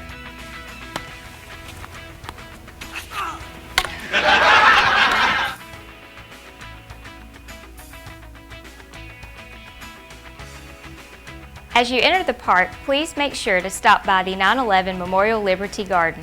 This garden is a special piece of the park and holds special meaning to Paulding County as it allows visitors to pay their respects to those who lost their lives on that tragic day in 2001. If you are in the area around September 11th, be sure to come out to the September 11th memorial service held here at Mount Tabor Park each year. Everyone is invited to attend and reflect on the memories of this day. For the outdoor enthusiast, Mount Tabor Park has an assortment of outdoor trails just waiting for you to discover. All of the park trails are open to both pedestrians and mountain bikers for use. Each trail differs in mileage and intensity, catering to an array of both those checking out the scene on foot or by bike. And don't worry, although open to both those out for a walk or hitting the trails for an intense bike session, the trails are designed for bikers to go one way and pedestrians to go the other. Be sure to look for the signs at each trailhead to point out your way of travel. Now, let's go check out what these trails have to offer for you. The Pine Pong Trail is 1.5 miles in length, the Rock of Doom 2 miles, and the Booger Trail sits at the longest with 4 miles. So, come on out today and check out these trails unique to Mount Tabor Park and Paulding County. If you have children coming to visit the park, be sure to stop by the playground located near the park entrance and directly across from the 9/11 Memorial Liberty Garden. The park's playground is built for children of all ages to enjoy and is beside a pavilion that is also available for use. Please note that the pavilion is first come, first served, so make sure to get here early. Be sure to take time to enjoy Mount Tabor's beautiful lake as well.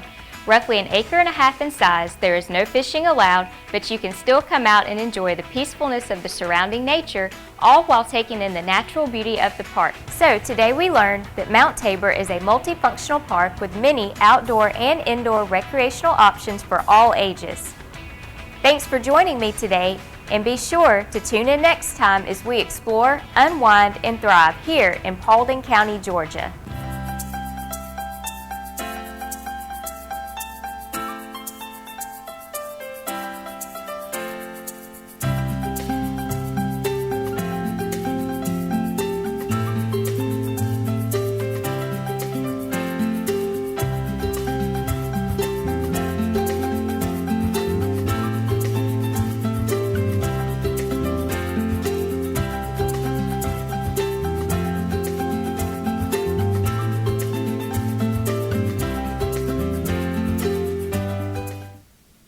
Hello, I'm Ashley Gulick, and I want to invite you to join me today while I explore Paulding County, Georgia.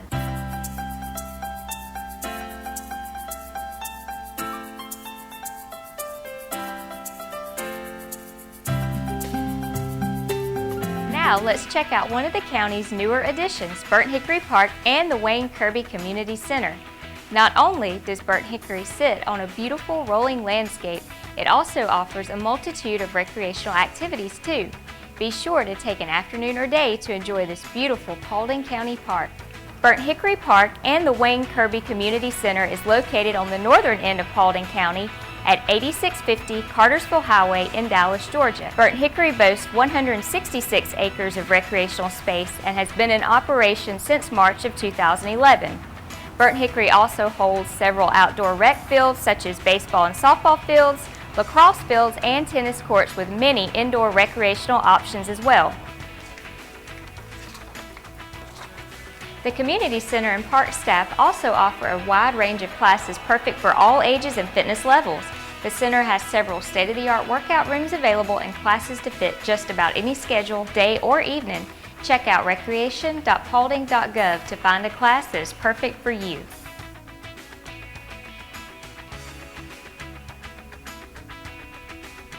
Take in the view as you make your way into the park grounds.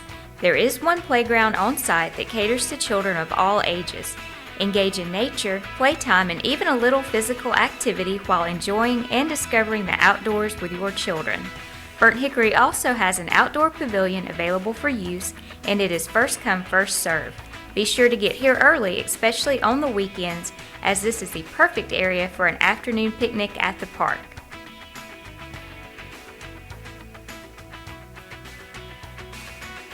There are also 4 ball fields that any local Paulding County team can reserve for practice or play. The park is a popular stop for baseball and softball tournaments, so please be sure to call ahead for availability and scheduling. Interested in youth or adult league play? Then make sure to contact the Parks and Recreation Department as well for information on league dates and the registration process. Playing on local league teams is the perfect way to introduce fun physical activity into your fitness schedule.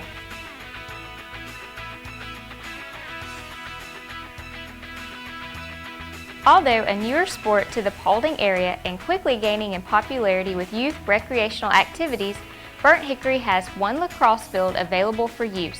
Lacrosse has been a popular sport for years and even considered America's first sport, as some historians have dated the sport back to North American Indian tribes. With several schools in the area introducing lacrosse into their sports rotations, be sure to come check out the field here if you are looking for a place to hone your skills or to take in a game.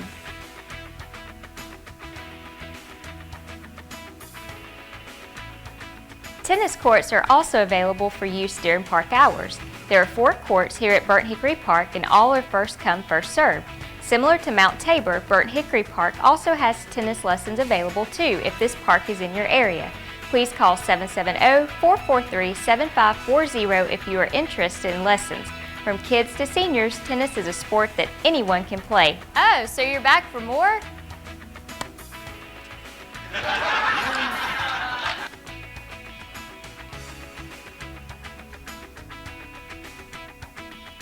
Want to take your activity inside? Burnt Hickory Park has you covered. Come inside the Wayne Kirby Community Center and take in a game of racquetball at one of the 2 air-conditioned indoor courts. These courts must be reserved and reservations can be taken the day before or day of your visit. Cost is $2 per person per hour.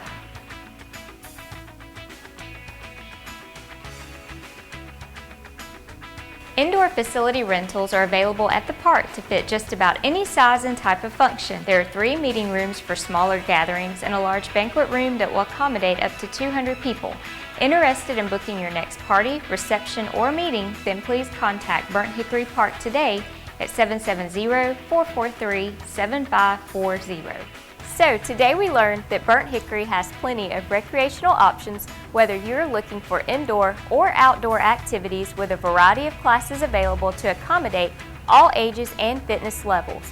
Make sure to add a stop to Burnt Hickory Park on your list of Paulding County activities today. Thanks for joining me, and be sure to tune in next time as we explore, unwind, and thrive here in Paulding County, Georgia.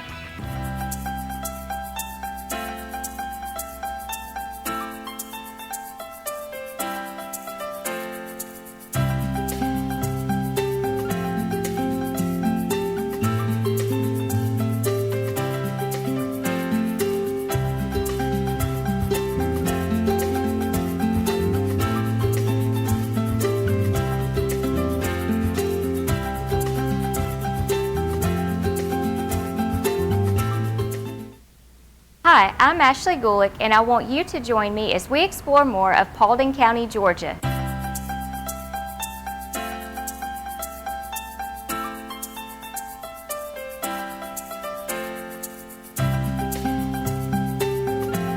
Today we are heading to explore the newest Paulding County park, Mulberry Rock Park. Mulberry Rock is located in southwest Paulding at 1849 Mulberry Rock Road in Dallas. The park is 160 acres total, and the 100-acre first base formally opened for use in November of 2017. It is the first multi-use park in the southwest Paulding area. So, what are you waiting for? Let's go check out Mulberry Rock Park.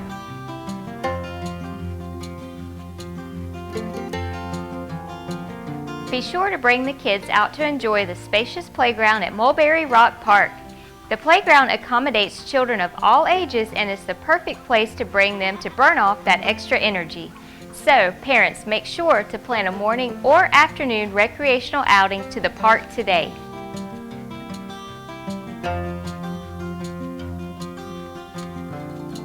The park amenities also include 1 enclosed pavilion, 5 open-air group shelters with picnic tables, and 4 single-table family shelters, perfect for a picnic and afternoon at the park. The enclosed pavilion can hold up to 100 people, and accommodations include heat and air, tables, chairs, a sink, refrigerator, and oven and microwave combination. For rental information, please contact the Paulding County Parks and Recreation Department at 770-445-8065.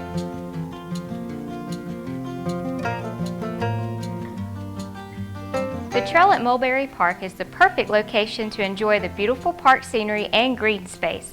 The park has 3 miles of pedestrian trails that loop the entirety of the park and accommodates all levels of fitness from leisure trail walkers to more advanced runners. The 3 miles includes a 1-mile loop and a 2-mile loop that can be combined for a shorter or longer walking session. The trail even heads into the woods surrounding the park to add even more diversity to your walk or run. Bring your walking shoes and make plans to add a walk through Mulberry Rock Park to your list of outdoor activities.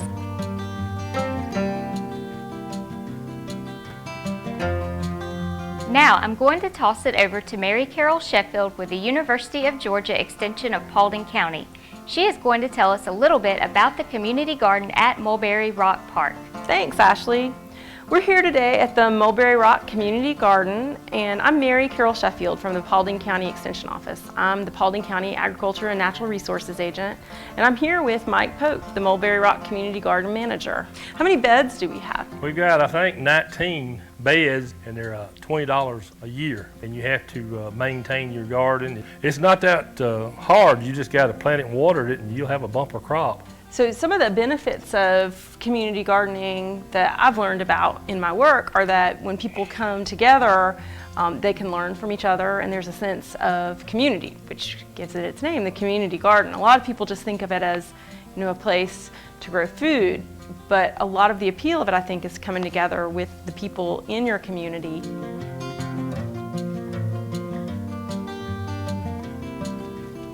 So today we learned that a trip to Mulberry Rock Park is something you should definitely put on your bucket list of places to visit here in Paulding County. From the walking trails, playground, and community garden, there's a little something for everyone to enjoy here at the park. Thank you for joining me today, and be sure to tune in next time as we explore, unwind, and thrive here in Paulding County.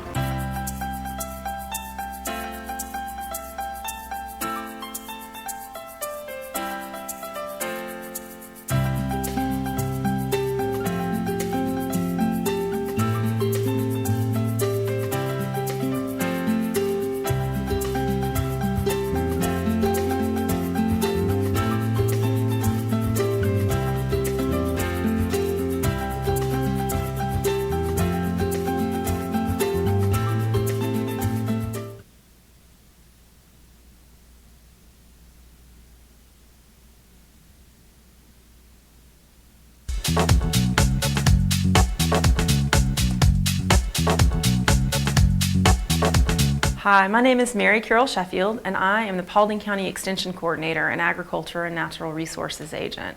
I work here with Paulding County UGA Extension. Poison ivy is one of the most dreaded landscape weeds among gardeners, and it's in full leaf now that summer has arrived. If you've ever experienced the red, itchy, blistery rash that goes along with this weed, then you understand a gardener's disdain for this plant. So how can you tell if it's poison ivy? The old saying goes, leaves of 3, let it be. That is a good starting point, but just because a plant has 3 leaves, it may not automatically be poison ivy. According to Mark Zarnata, our UGA weed specialist, Poison ivy can grow as a vine or a shrub with compound leaves composed of 3 leaflets and arranged alternately on the stem of the plant. Dr. Zarnata notes that poison ivy leaf shape and texture is highly variable. Leaves with different shapes may be found on the same plant or on plants near each other. People may incorrectly identify poison ivy when observing a poison ivy plant with an unusual leaf shape. In any case, following the leaves of 3 let it be motto can be good advice for avoiding contact with poison ivy. There are some other plants that look like poison ivy. Frequently, it's confused with other plants in the landscape. One of the main plants that people confuse with poison ivy is a vine known as Virginia creeper. It's a native vine which normally has 5 leaflets from a central point, but it can have 3 to 7 leaflets. It can have a somewhat weedy growth habit and grows in similar habitats as poison ivy. Another plant that can look suspiciously like poison ivy is the seedling of a box elder tree. Box elder seedlings are young trees and have 3 leaflets on a woody stem. You can tell the difference by noticing that the leaves are arranged opposite each other on the stem of box elder, while they alternate on poison ivy. The good news is neither of these plants have the same itchy effect as poison ivy, but the challenge is knowing which is which. So what's the difference between poison ivy and poison oak? That's a question I often get. Poison oak is not as common in our landscapes, but it can be found in Paulding County. According to the University of Florida Extension, poison oak is a low-growing upright shrub that's about 3 feet tall. It's found in dry, sunny locations, and it does not grow in heavy shade. It's similar in appearance to poison ivy, having 3 leaflets, but those leaflets are always lobed. Whether you can tell poison oak and poison ivy apart, it's best that if you think it's either one, you just leave it alone.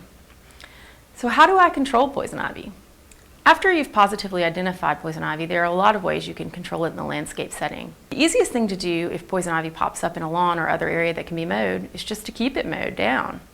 Dr. Zarnata notes that keeping it mowed will eventually eradicate the vines. When herbicides are needed to control a larger area of poison ivy, follow instructions outlined in the UGA Extension publication, Controlling Poison Ivy in the Landscape, which you can find by searching at http://extension.uga.edu publications.html.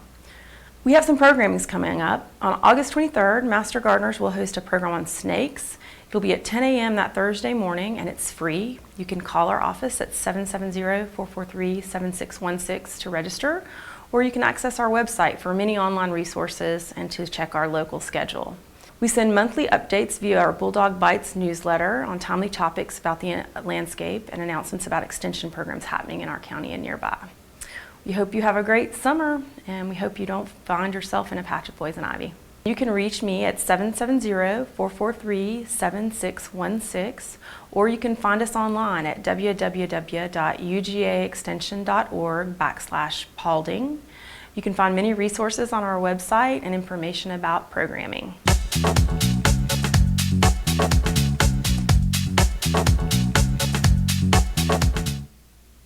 Hello, I'm Ashley Gulick, and I want you to please join me while I explore Paulding County, Georgia.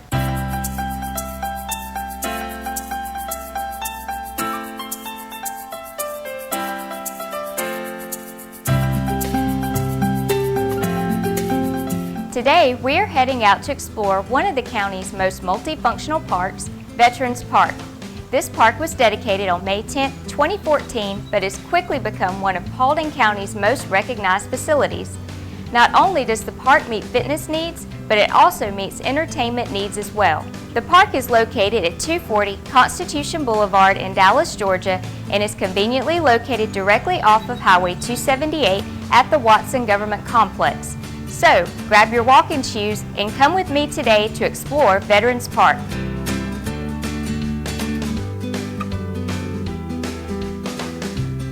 Paulding County is extremely proud and thankful for the service of our veterans and those still serving today.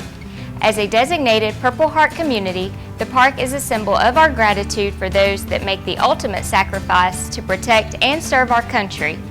If you are a wounded or retired veteran and are visiting the park, please note there is a designated parking spot for you to use in just a small way that we can say thank you for your service.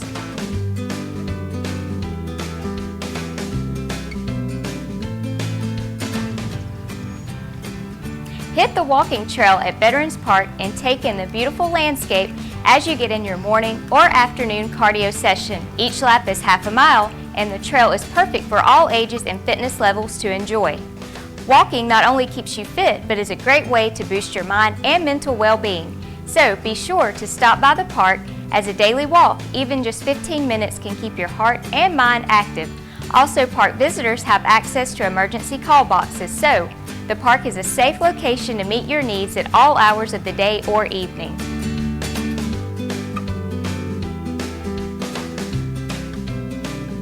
And be sure to bring the kids along for your walk in the park. There is a playground and covered picnic area for kids and adults to enjoy. Exercise and play are such a critical part of children's emotional and physical wellness and development, and Veterans Park is the perfect place to enhance that.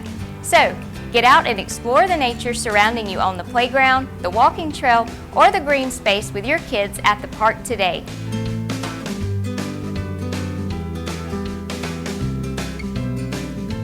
If you would like to hold your next event at the park, the amphitheater and pavilion are available for rent. Reservations are made in any 4-hour time blocks from dawn until dusk, and you may rent additional hours. Please call Parks and Recreation to reserve your spot today at 770-445-8065. So, today we learned that Veterans Park is perfect for meeting your fitness, leisure, and entertainment needs. With an easy-to-access walking trail, playground for children, and several planned events throughout the year, be sure to plan a stop at Veterans Park today. Thank you again for tuning in, and we will see you next time as we find more places for you to explore, unwind, and thrive here in Paulding County, Georgia.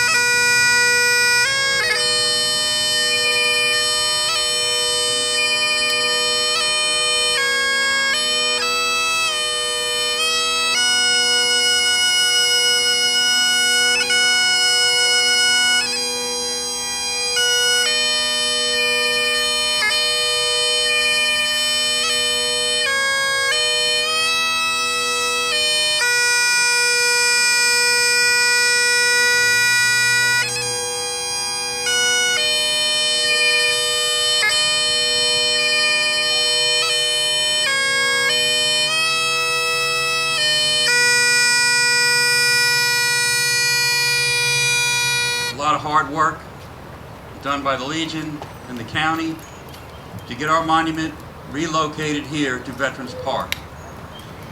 Thank you all for coming. This time, like the presentation of colors, and Tabitha Ketchum will sing the national anthem.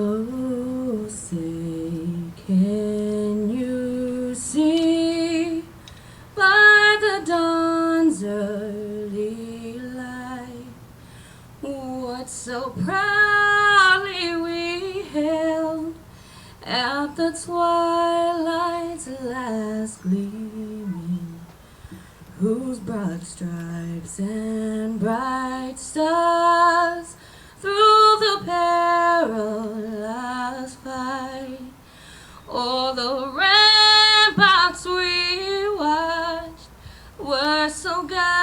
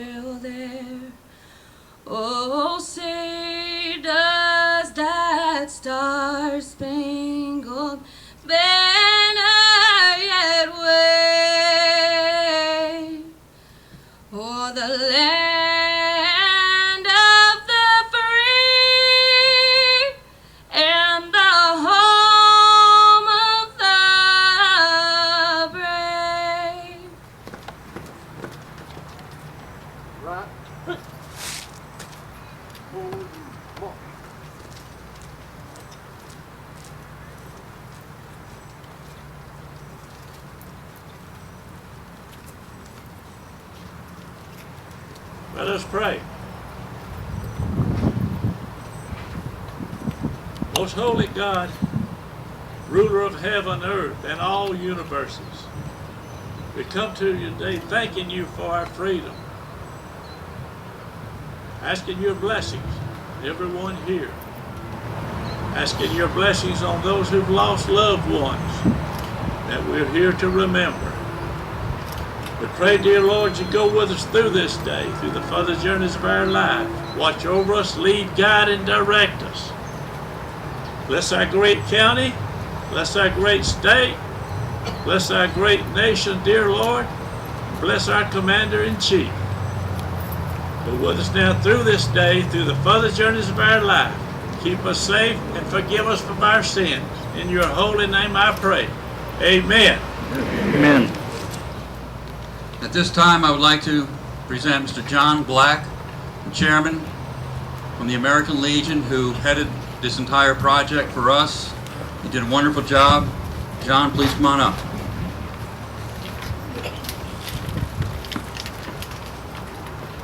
At this time, according to the program, I'm supposed to introduce our guest speaker, but I'm going to change the chronology of that just a moment. Frank and Jerry, would you unveil the monument for us, please?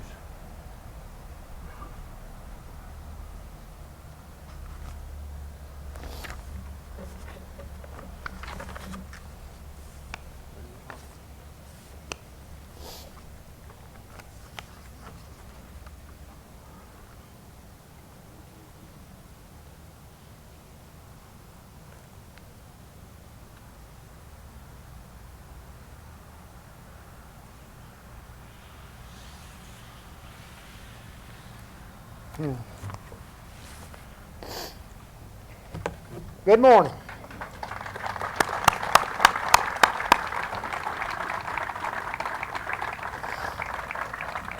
Good morning. It's an honor to speak at this dedication ceremony, Memorial Day 2019. In 1994, American Legion Post 111 provided leadership for construction of the Veterans Memorial.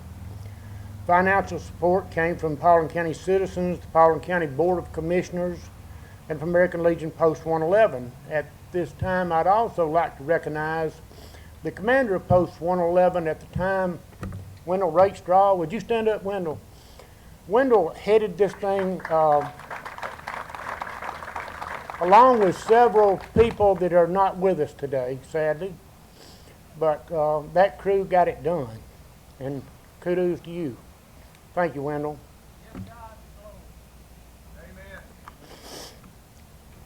The Veterans Memorial that you see here today was dedicated June 1st, 1996 on county property located on Watson Drive. That location, for many reasons, has become less significant. Current location is more significant because it's more visible daily to the citizens of Paulding County. It's easily accessible. It has adequate parking. It's located beside a 5-pointed star that y'all are sitting by, representing each branch of the military. It's located in Veterans Park, so appropriately named. As chairman of the Veterans Memorial Relocation Committee of the Legion Post, I'd like to recognize and thank Bill Flesh, Commander, Dave Carmichael, County Commissioner, Chairman, Jerry Rochelle, he was a committee member with me, along with Bill Flesh, members of the Paulding County Commission, citizens of Paulding County who generously donated, American Legion Post 111, and mostly you for being here today. Thank you. As you can see from this beautiful memorial relocation, it's a job well done.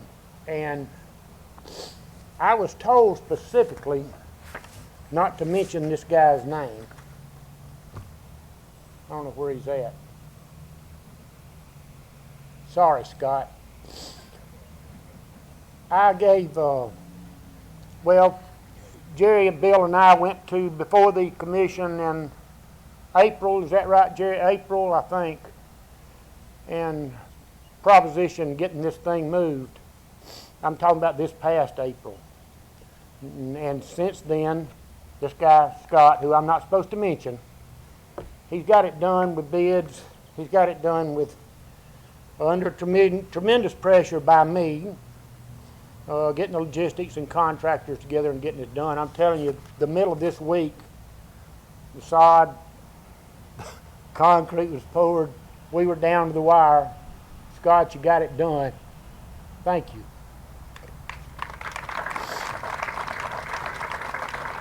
Am I in trouble, Scott? All right. At the risk of doing a little plagiarism, these words were given to me by Jerry Rochelle on the committee. His wife happens to be my sister. These words were given to me, and I'm going to read them just as they were given to me.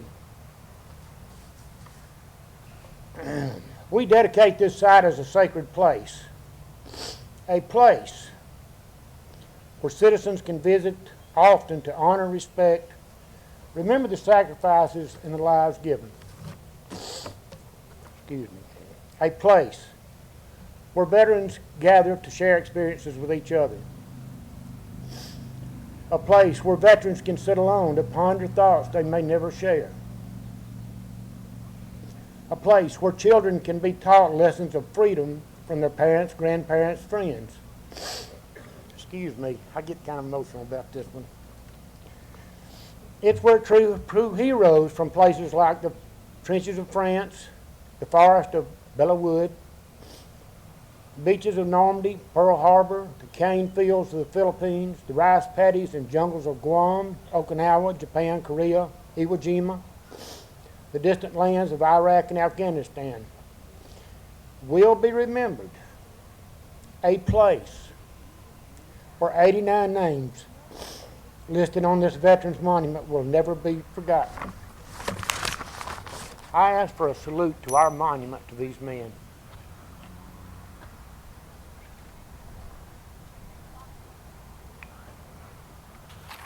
Now,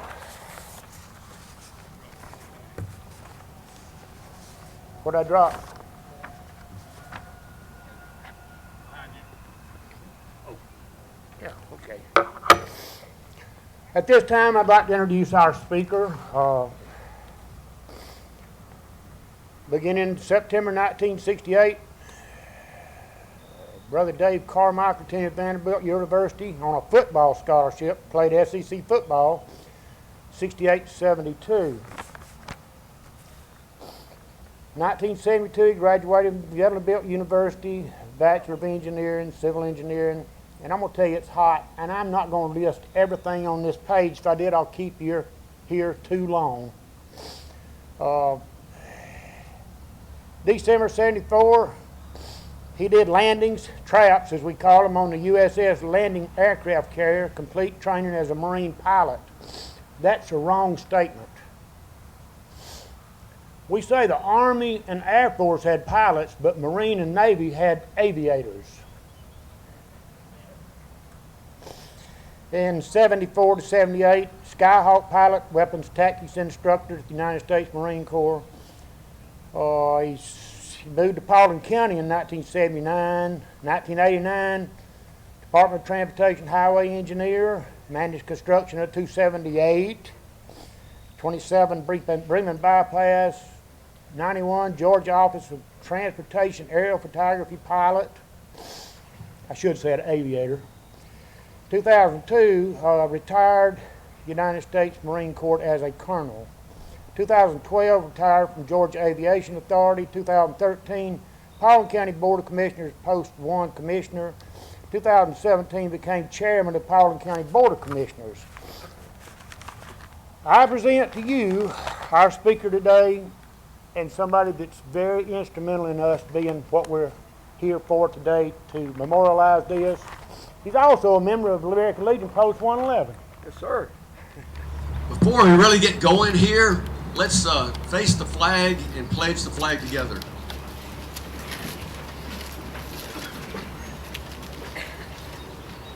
I pledge allegiance to the flag of the United States of America, to the republic which stands, one nation, under God, indivisible, with liberty and justice for all. Hello, everyone.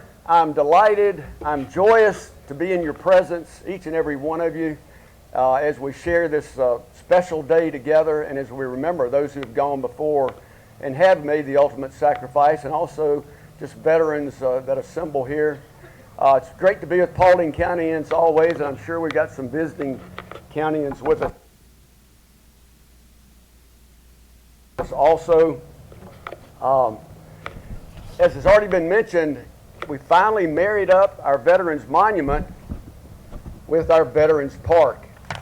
And we're where we need to be today, and this monument's where it needs to be today. So,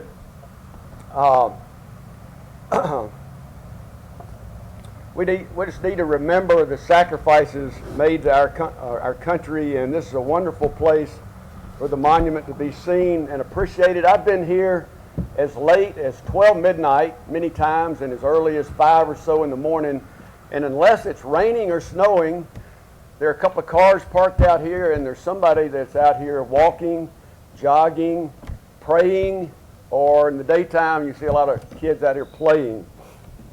So it'll get a lot of views here, it'll get a lot of recognition instead of just being over in the parking lot behind the old bank building. Very, very excited about it. So, Memorial Day is about memories, isn't it? But you know, none of us would think that they're very pleasant or they're very sweet.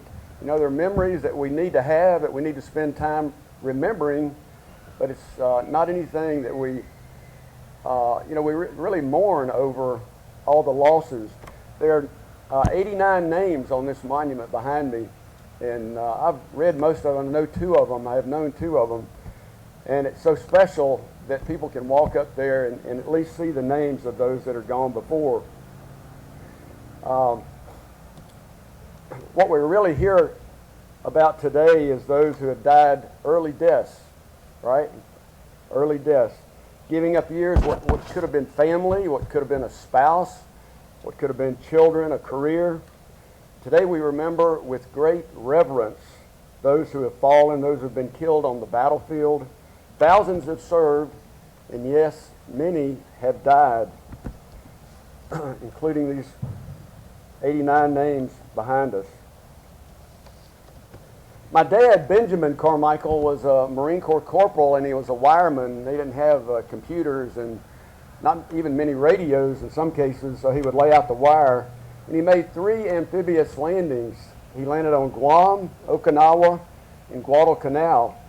So I feel blessed, I feel fortunate just to be standing here today because Dad came back. Dad came back. But a lot did not come back. They wore the uniform and died for our precious America. We all know that America is different. America was founded on principles of inalienable rights, freedom from the Almighty God, given by the Almighty God, with all men created equal. And the greatest memory of all is the memory when God broke into history 2,000 years ago and gave His only Son, Jesus Christ, to die for all. So Jesus Christ is an example of sacrifice and of dying for that cause, similarly or parallel to the fact that our military folks in the past died for the causes of freedom. So Christ is also an example of the resurrected life, and I think we have a wonderful promise that maybe some of these people that you all know on this monument, that you'll see them at a later date. So this morning, we're on hallowed ground with new turf. What makes it hallowed? What makes it holy? What makes it so very special? It's because we're here. We in Paulding County and the surrounding area do dedicate this land to the esteemed men and women, the soldiers, the airmen, the coasties, the sailors and Marines who served. There are veterans who have served, and some of you may have served. Are there any World War II veterans that are here today? Yeah.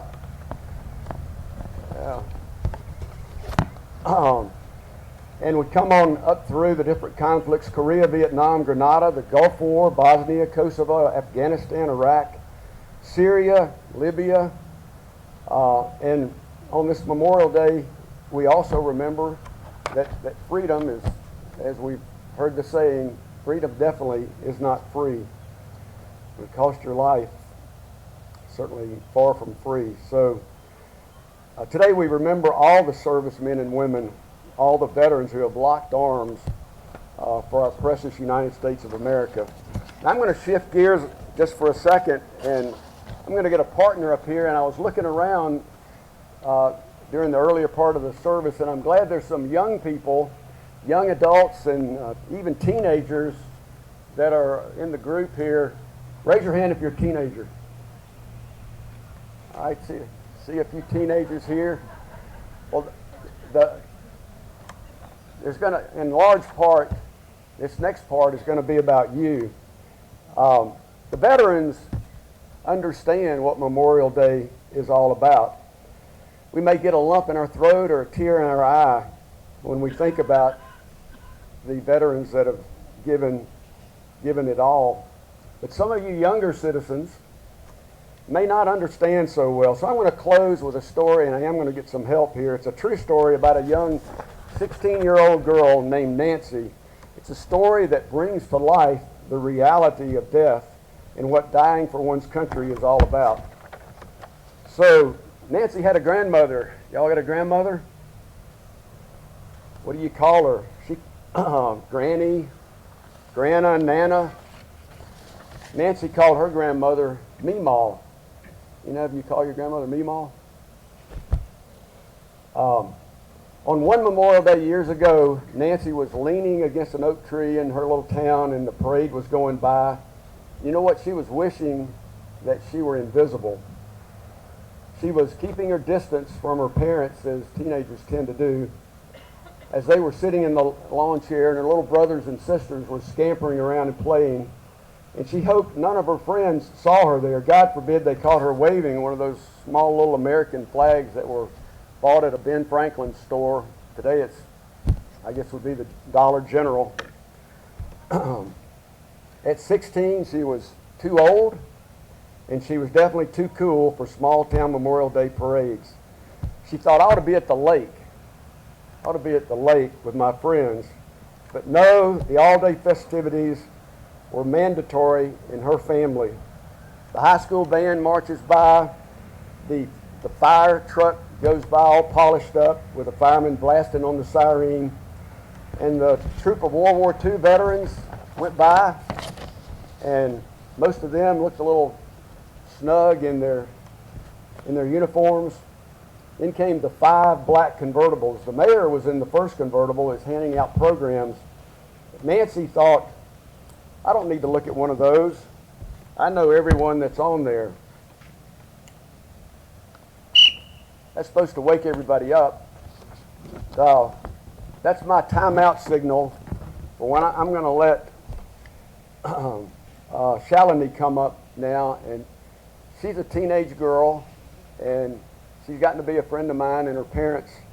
And she volunteered and said that she would come and kind of tell the rest of the story, which really relates to us, what it's like to be a hero, a Memorial Day hero. So Shalini, I appreciate so much you're doing this. You got to stand pretty close to this, or else carry it around.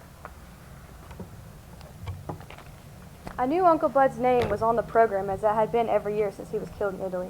He was our family's war hero. My grandmother, I call Meemaw, was in the next convertible.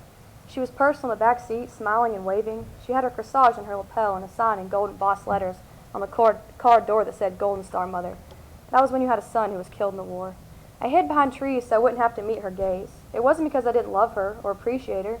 She taught me how to sew and play softball and so many other things. She made great cinnamon rolls, which we always ate after the parade. What embarrassed me was all the attention she got from her son who died so many years ago. With 4 other children and a dozen grandchildren, why linger on this one long ago loss? The rest of our Memorial Day ritual was equally scripted. No use in trying to get out of it. I followed my family back to Meemaw's house, where there was the usual softball game in the backyard and the same old reminiscing about Uncle Bud in the kitchen. I retreated to the living room to watch TV. There I found myself staring at that old Army photo of Bud on the bookcase. He was the uncle I'd never known. I must have looked at it 1,000 times, so proud of his crested cap and that knotted tie.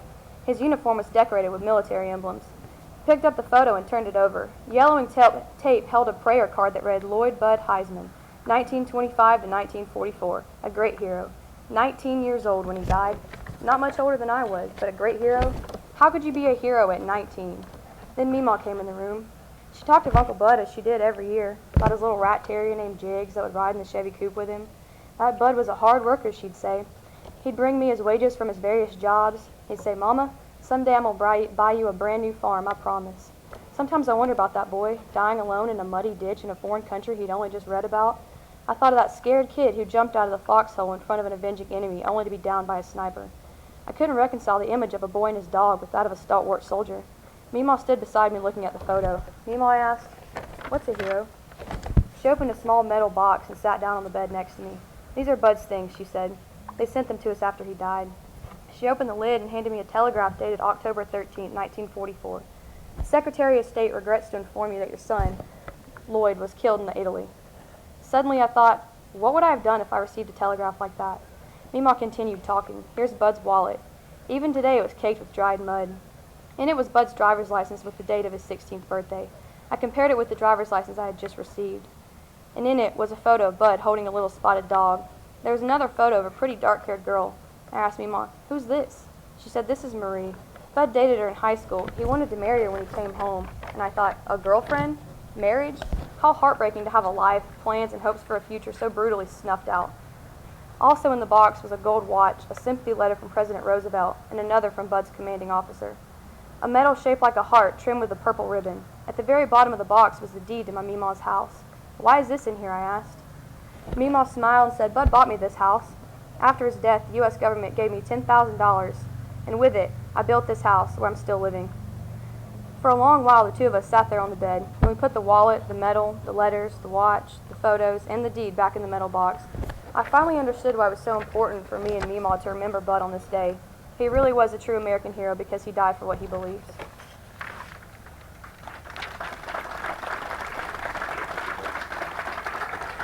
Thank you. Thank you very much, Shalini. And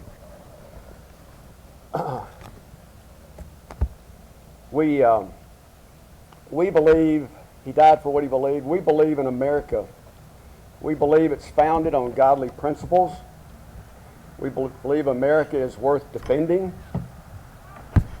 I personally believe America is worth giving our lives for, giving my life for. And, you know, in a lot of ways, whatever you're doing now, military or non-military, in different ways, all of you are giving your life to America by making Paulding County better and making our country better. I'm going to close with a quote by Martin Luther King, who was not in the military, but some of you, probably all of you, have heard this quote. He said there, if there's nothing worth dying for, there is nothing worth living for. So we give great honor today to our men and women of the military who have gone before and given the ultimate. And I just thank you for allowing me to speak today and, of course, to remember those that have gone before. Thank you. At this time, we will have the presentation of the wreath by David Altweiss, Senior Vice Commander for American Legion Post 111.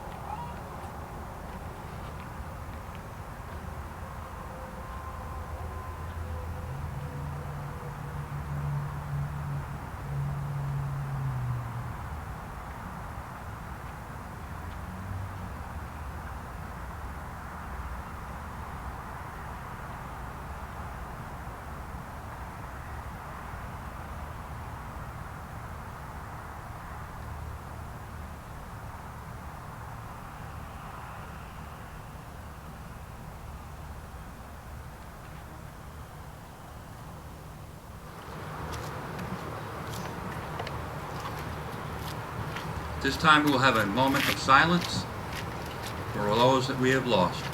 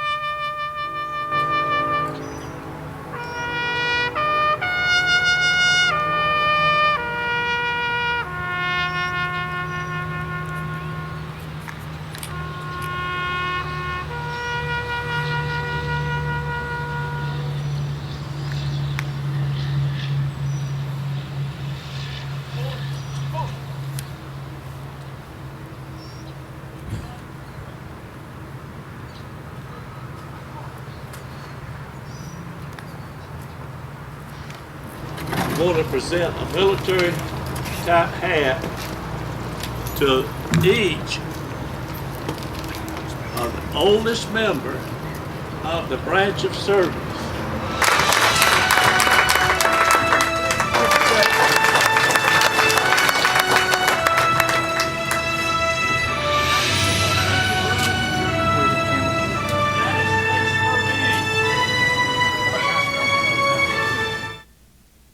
Hi, I'm Ashley Gulick, and I want you to join me today as we explore more of Paulding County, Georgia.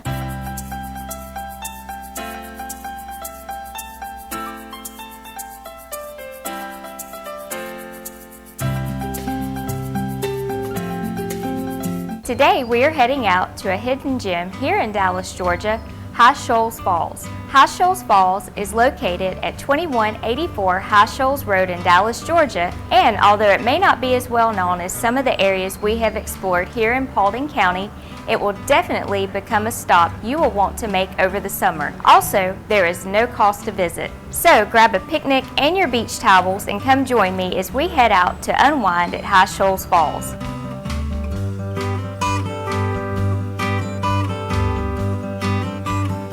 If you are looking for another fun and relaxing place to visit and get outdoors in Paulding County, then hop on 61 North and make a stop at High Shoals Falls.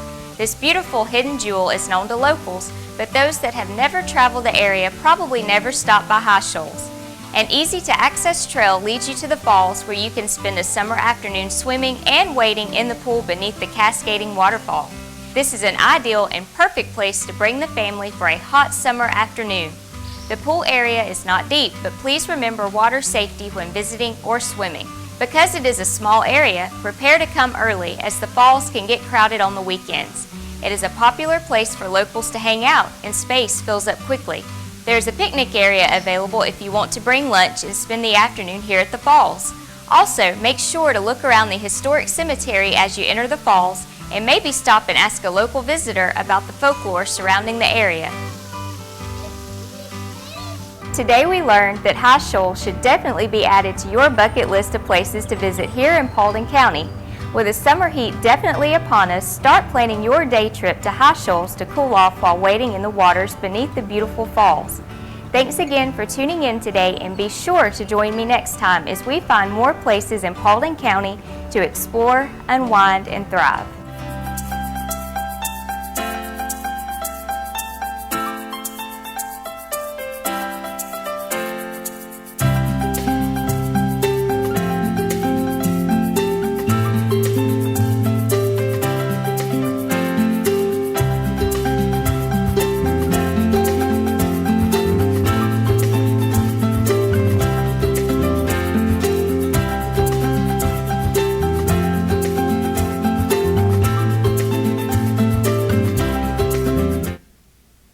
I'm Ashley Gulick, and I want you to join me today as we explore more of Paulding County, Georgia.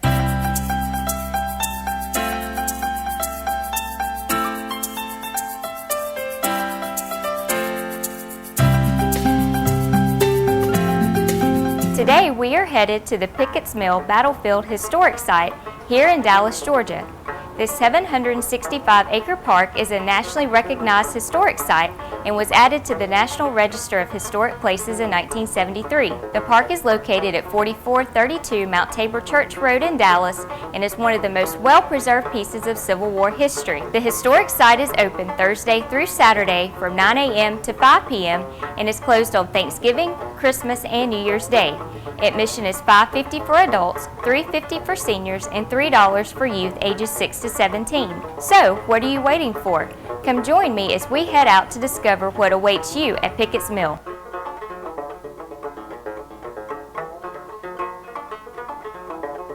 Who knew that Paulding County was home to one of the best preserved Civil War battlefields in the nation? As such a huge part of American history, Pickett's Mill is the perfect place for history buffs to visit for a day filled with enhancing Civil War and historical knowledge simply by just walking the same roads that Federal and Confederate troops used to prepare for battle back in 1864.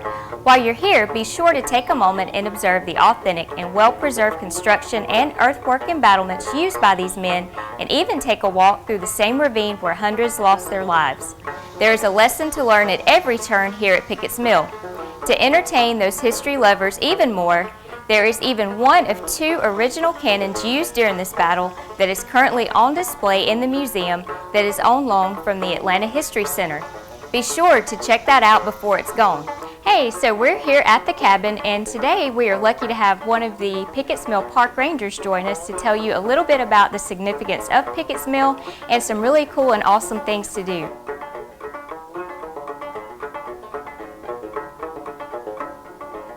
I'm one of the rangers here at Pickett's Mill. Behind me we have the Prather cabin. We had several families that lived here at Pickett's Mill before the battle was even fought here.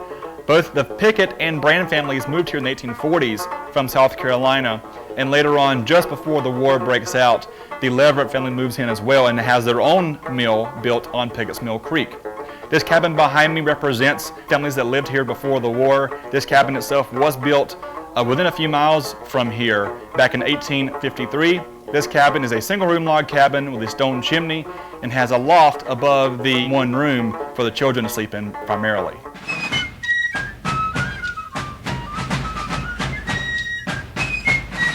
After the Union defeat at the Battle of New Hope Church on May 25, 1864, General William Tecumseh Sherman wants to attack the Confederate right flank, which happened to rest here at Pickett's Mill. On May 27th, he will task General Oliver Howard with the expedition to attack the Confederate right here at Pickett's Mill, and the battle will begin at 5 p.m. that day and will end about 5 hours later with several hundred Union soldiers killed, wounded, and captured, as well as a few hundred more Confederates killed and wounded. The battle is a decisive Confederate victory and will delay Sherman's advance on Atlanta by 2 weeks.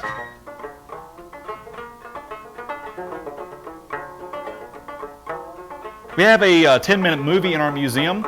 The movie talks about the Battle of Pickett's Mill and explains what happened in the battle and how the soldiers moved and how they fought here at Pickett's Mill. The movie helps break down what's going on during that fateful day in May 1864. Next to our movie room, we have a museum with 2 cannons in it. One of the cannons is an original cannon that was actually here fighting at Pickett's Mill under Captain Thomas Key, a Confederate artillery commander. So the other cannon we have is one we fire today. It's a reproduction, and you can practice your artillery drill on that cannon. We also have several musket examples that was used by both sides here at Pickett's Mill. We also have some soldiers' equipment, and we also have some archaeological items from an archaeological expedition done here at Pickett's Mill near the Brand House site.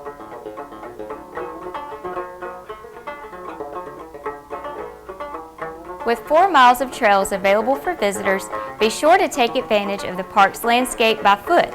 The trails are perfect for a variety of ages and fitness levels, so take a day to enhance your mind and your fitness at the same time. The trails are a perfect place to bring children to explore, learn a little local and Georgia history, and burn off the extra energy. So make sure to add a hike at Pickett's Mill to your list of things to do this summer. And don't forget your 4-legged friends either. Pets are welcome to join you on your walk at the park. For you nature lovers out there, the park is full of wildlife, so be sure to be on the lookout for local and Georgia wildlife while exploring the trails.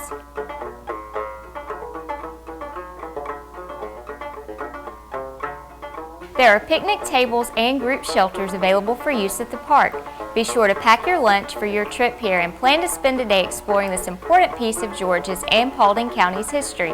There are also several events that take place over the course of the year, so make sure to check out the Pickett's Mill Battlefield page at georgiastateparks.org to plan your next visit. So, today we learned that a visit to Pickett's Mill is perfect for both nature lovers and history buffs, as you can spend a day hiking along the trails and taking in an abundance of Civil War history and culture. Be sure to start planning your trip to Pickett's Mill today, and be sure to join me next time to explore, unwind, and thrive here in Paulding County, Georgia.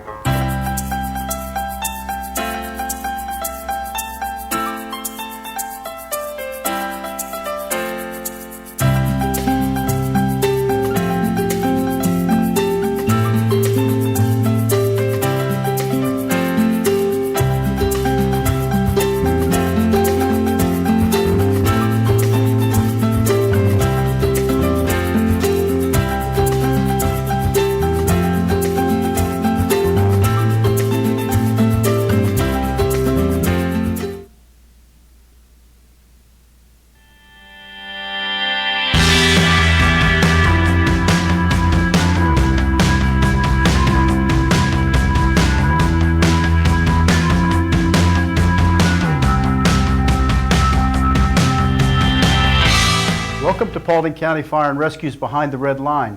Today we're here to talk about smoke alarms, and here to help me is Sparky the fire dog. Sparky, you're like a rock star these days, so thanks for making the time to be with us. Did you know over 2,500 people are killed each year in house fires?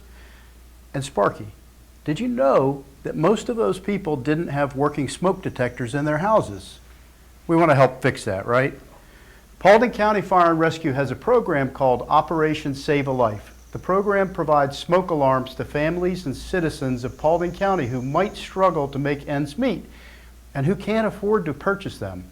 Sparky, how much does it cost for Paulding County Fire and Rescue to give a family like that smoke alarms? $0 exactly. If you don't have a working smoke alarm in your home, Paulding County Fire and Rescue will provide them to you free of charge. These are battery-operated smoke alarms with no wiring necessary. And in certain circumstances, our firefighters will actually come and install them in your home for you. Free is pretty good, right, Sparky? Yeah, exactly. And having someone install them in your home is even better, right? But there's some rules we need to talk about. So here they are. Let's talk about what we can and what we can't do. First, if you already have smoke detectors and the batteries are dead, will we give you new ones? No. You need to replace your own batteries every year. The fire department doesn't do that. What if you already have pre-wired smoke detectors in your house? Can we fix those if they're not working? Very good, Sparky. If you have smoke detectors that are pre-wired by the builder, you need to contact an electrician to help if they're not working. And last, what if you have really high ceilings in your house? Can we do that? No. The fire department will only install smoke detectors up to 8 feet from the floor. And if you have a higher ceiling, you're going to need to contact a handyman. Our ladders simply are not made for interior applications and we're afraid will damage your floors. So Sparky, if someone needs a smoke alarm and they can't afford one, what do? Call the fire department. You can contact the Fire Department Administration at 770-222-1160 for more information. Thanks for watching this edition of Behind the Red Line, and Sparky, thank you for being here to help us.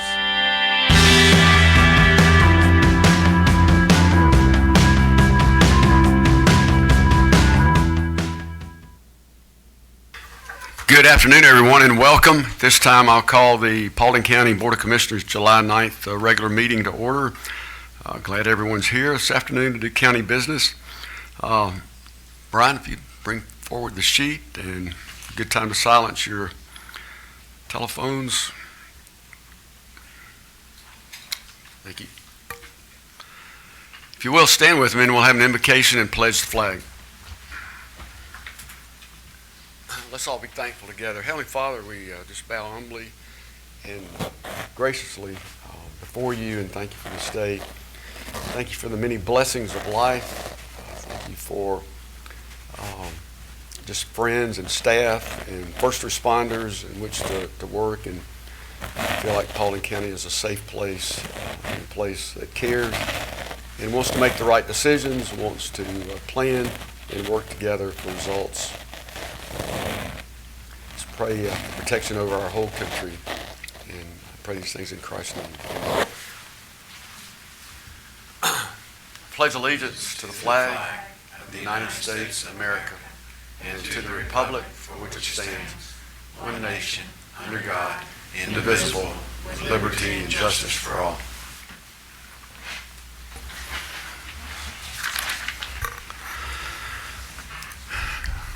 We'll take action here to adopt the June 25th, 2019 work session minutes, the February 26th, 2019 board meeting minutes, and the June 26th, 2019 town hall meeting minutes. Do I hear a motion? Motion to approve. Motion approved by Commissioner Davis. Is there a second? Second. Second by Commissioner Hart. Is there any discussion? All those in favor say aye. Aye. Any opposed? Carries 5-0. I'll ask my friend on the left to do the announcements, and so I'll turn it over to him. Okay, there's only one announcement. The Paulding County Board of Commissioners, we're going to hold the public hearing for the tax increase on July 23rd at 9 a.m. and then again at 6 p.m. And then the third one will be on August 13th at 9 a.m. These public hearings, they must be separate from regular work sessions, of course, but we will have a budget hearing on July 23rd, also at 10 a.m. Thank you, sir. We have no invited guests. Bid awards. Number one is action to award the Harmony Grove Church Road Curve Realignment Project to the lowest responsive bidder, Bartow Paving Incorporated, in the amount of $469,189.33. Do I hear a motion? Make a motion to award. Motion to award by Commissioner Stover. Is there a second? Second. Second by Commissioner Caker. Is there any discussion? All those in favor say aye. Aye. And any opposed? Carries 5-0. We don't have any reports from departments this afternoon. No one did sign up on the agenda items. We don't have the consent agenda this afternoon, and old business, none. New business is, number one, is action to approve the change order 6 to the Arcadis US Incorporated for additional services during construction, materials testing, and inspection services for the Richland Creek Dam project in the amount of $675,065. Funding will be offset from retainage withheld per the dam contract as a special damage assessment to the dam contractor for not achieving the contracted schedule. Make a motion. I started to say, do I hear a damn emotion? Motion to approve. I make a motion to approve. I'll second Brian's motion. Okay, we got a motion by Commissioner Stover with a second by Commissioner Davis. Is there any discussion? Hearing none, all those in favor say aye. Aye. And any opposed? Carries 5-0. Number two is action to authorize the chairman to enter into an intergovernmental agreement with the Paulding County Board of Education, defining responsibilities and cost sharing for the construction of a right turn lane on Colbert Road between Abney Elementary School and Gullidge Road. Do I hear a motion? Make a motion to approve. Motion approved by Commissioner Stover. Is there a second? Second. Second by Commissioner Hart. Is there any discussion? All those in favor say aye. Aye. And any opposed? Carries 5-0. Anybody got any alibi announcements? Congratulations, birthdays. Well, don't forget, we do have the groundbreaking on Thursday for the Greystone property. And if you don't know where that is, either folks on TV or in the room here, Highway 92, right across the street from Pine Valley Road. Scott, I guess there'll be some flags up or something. Or George, do you know? Okay. I'll also make mention, Dave, that later this week on Friday morning, they will have graduation ceremony for the participants in the drug court. If you guys, speaking specifically to the board, haven't been, you should go to that. Other department heads and public should look at that if you're able. It's a great opportunity to see the change that system is actually being able to have in lives, and putting a face and seeing the families that are reunited through that program. So I'm a big supporter of that program, and I will be there Friday morning, and I'd encourage anybody else who has the opportunity. I think it's 10:30 over at the courthouse. Thank you for that announcement. Anyone else? Baker Street, you got anything, sir?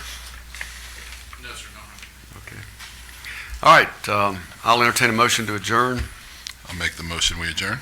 We have a motion by Commissioner Davis. Is there a second? Second. Second by Commissioner Stover. All those in favor say aye. Aye. We stand adjourned.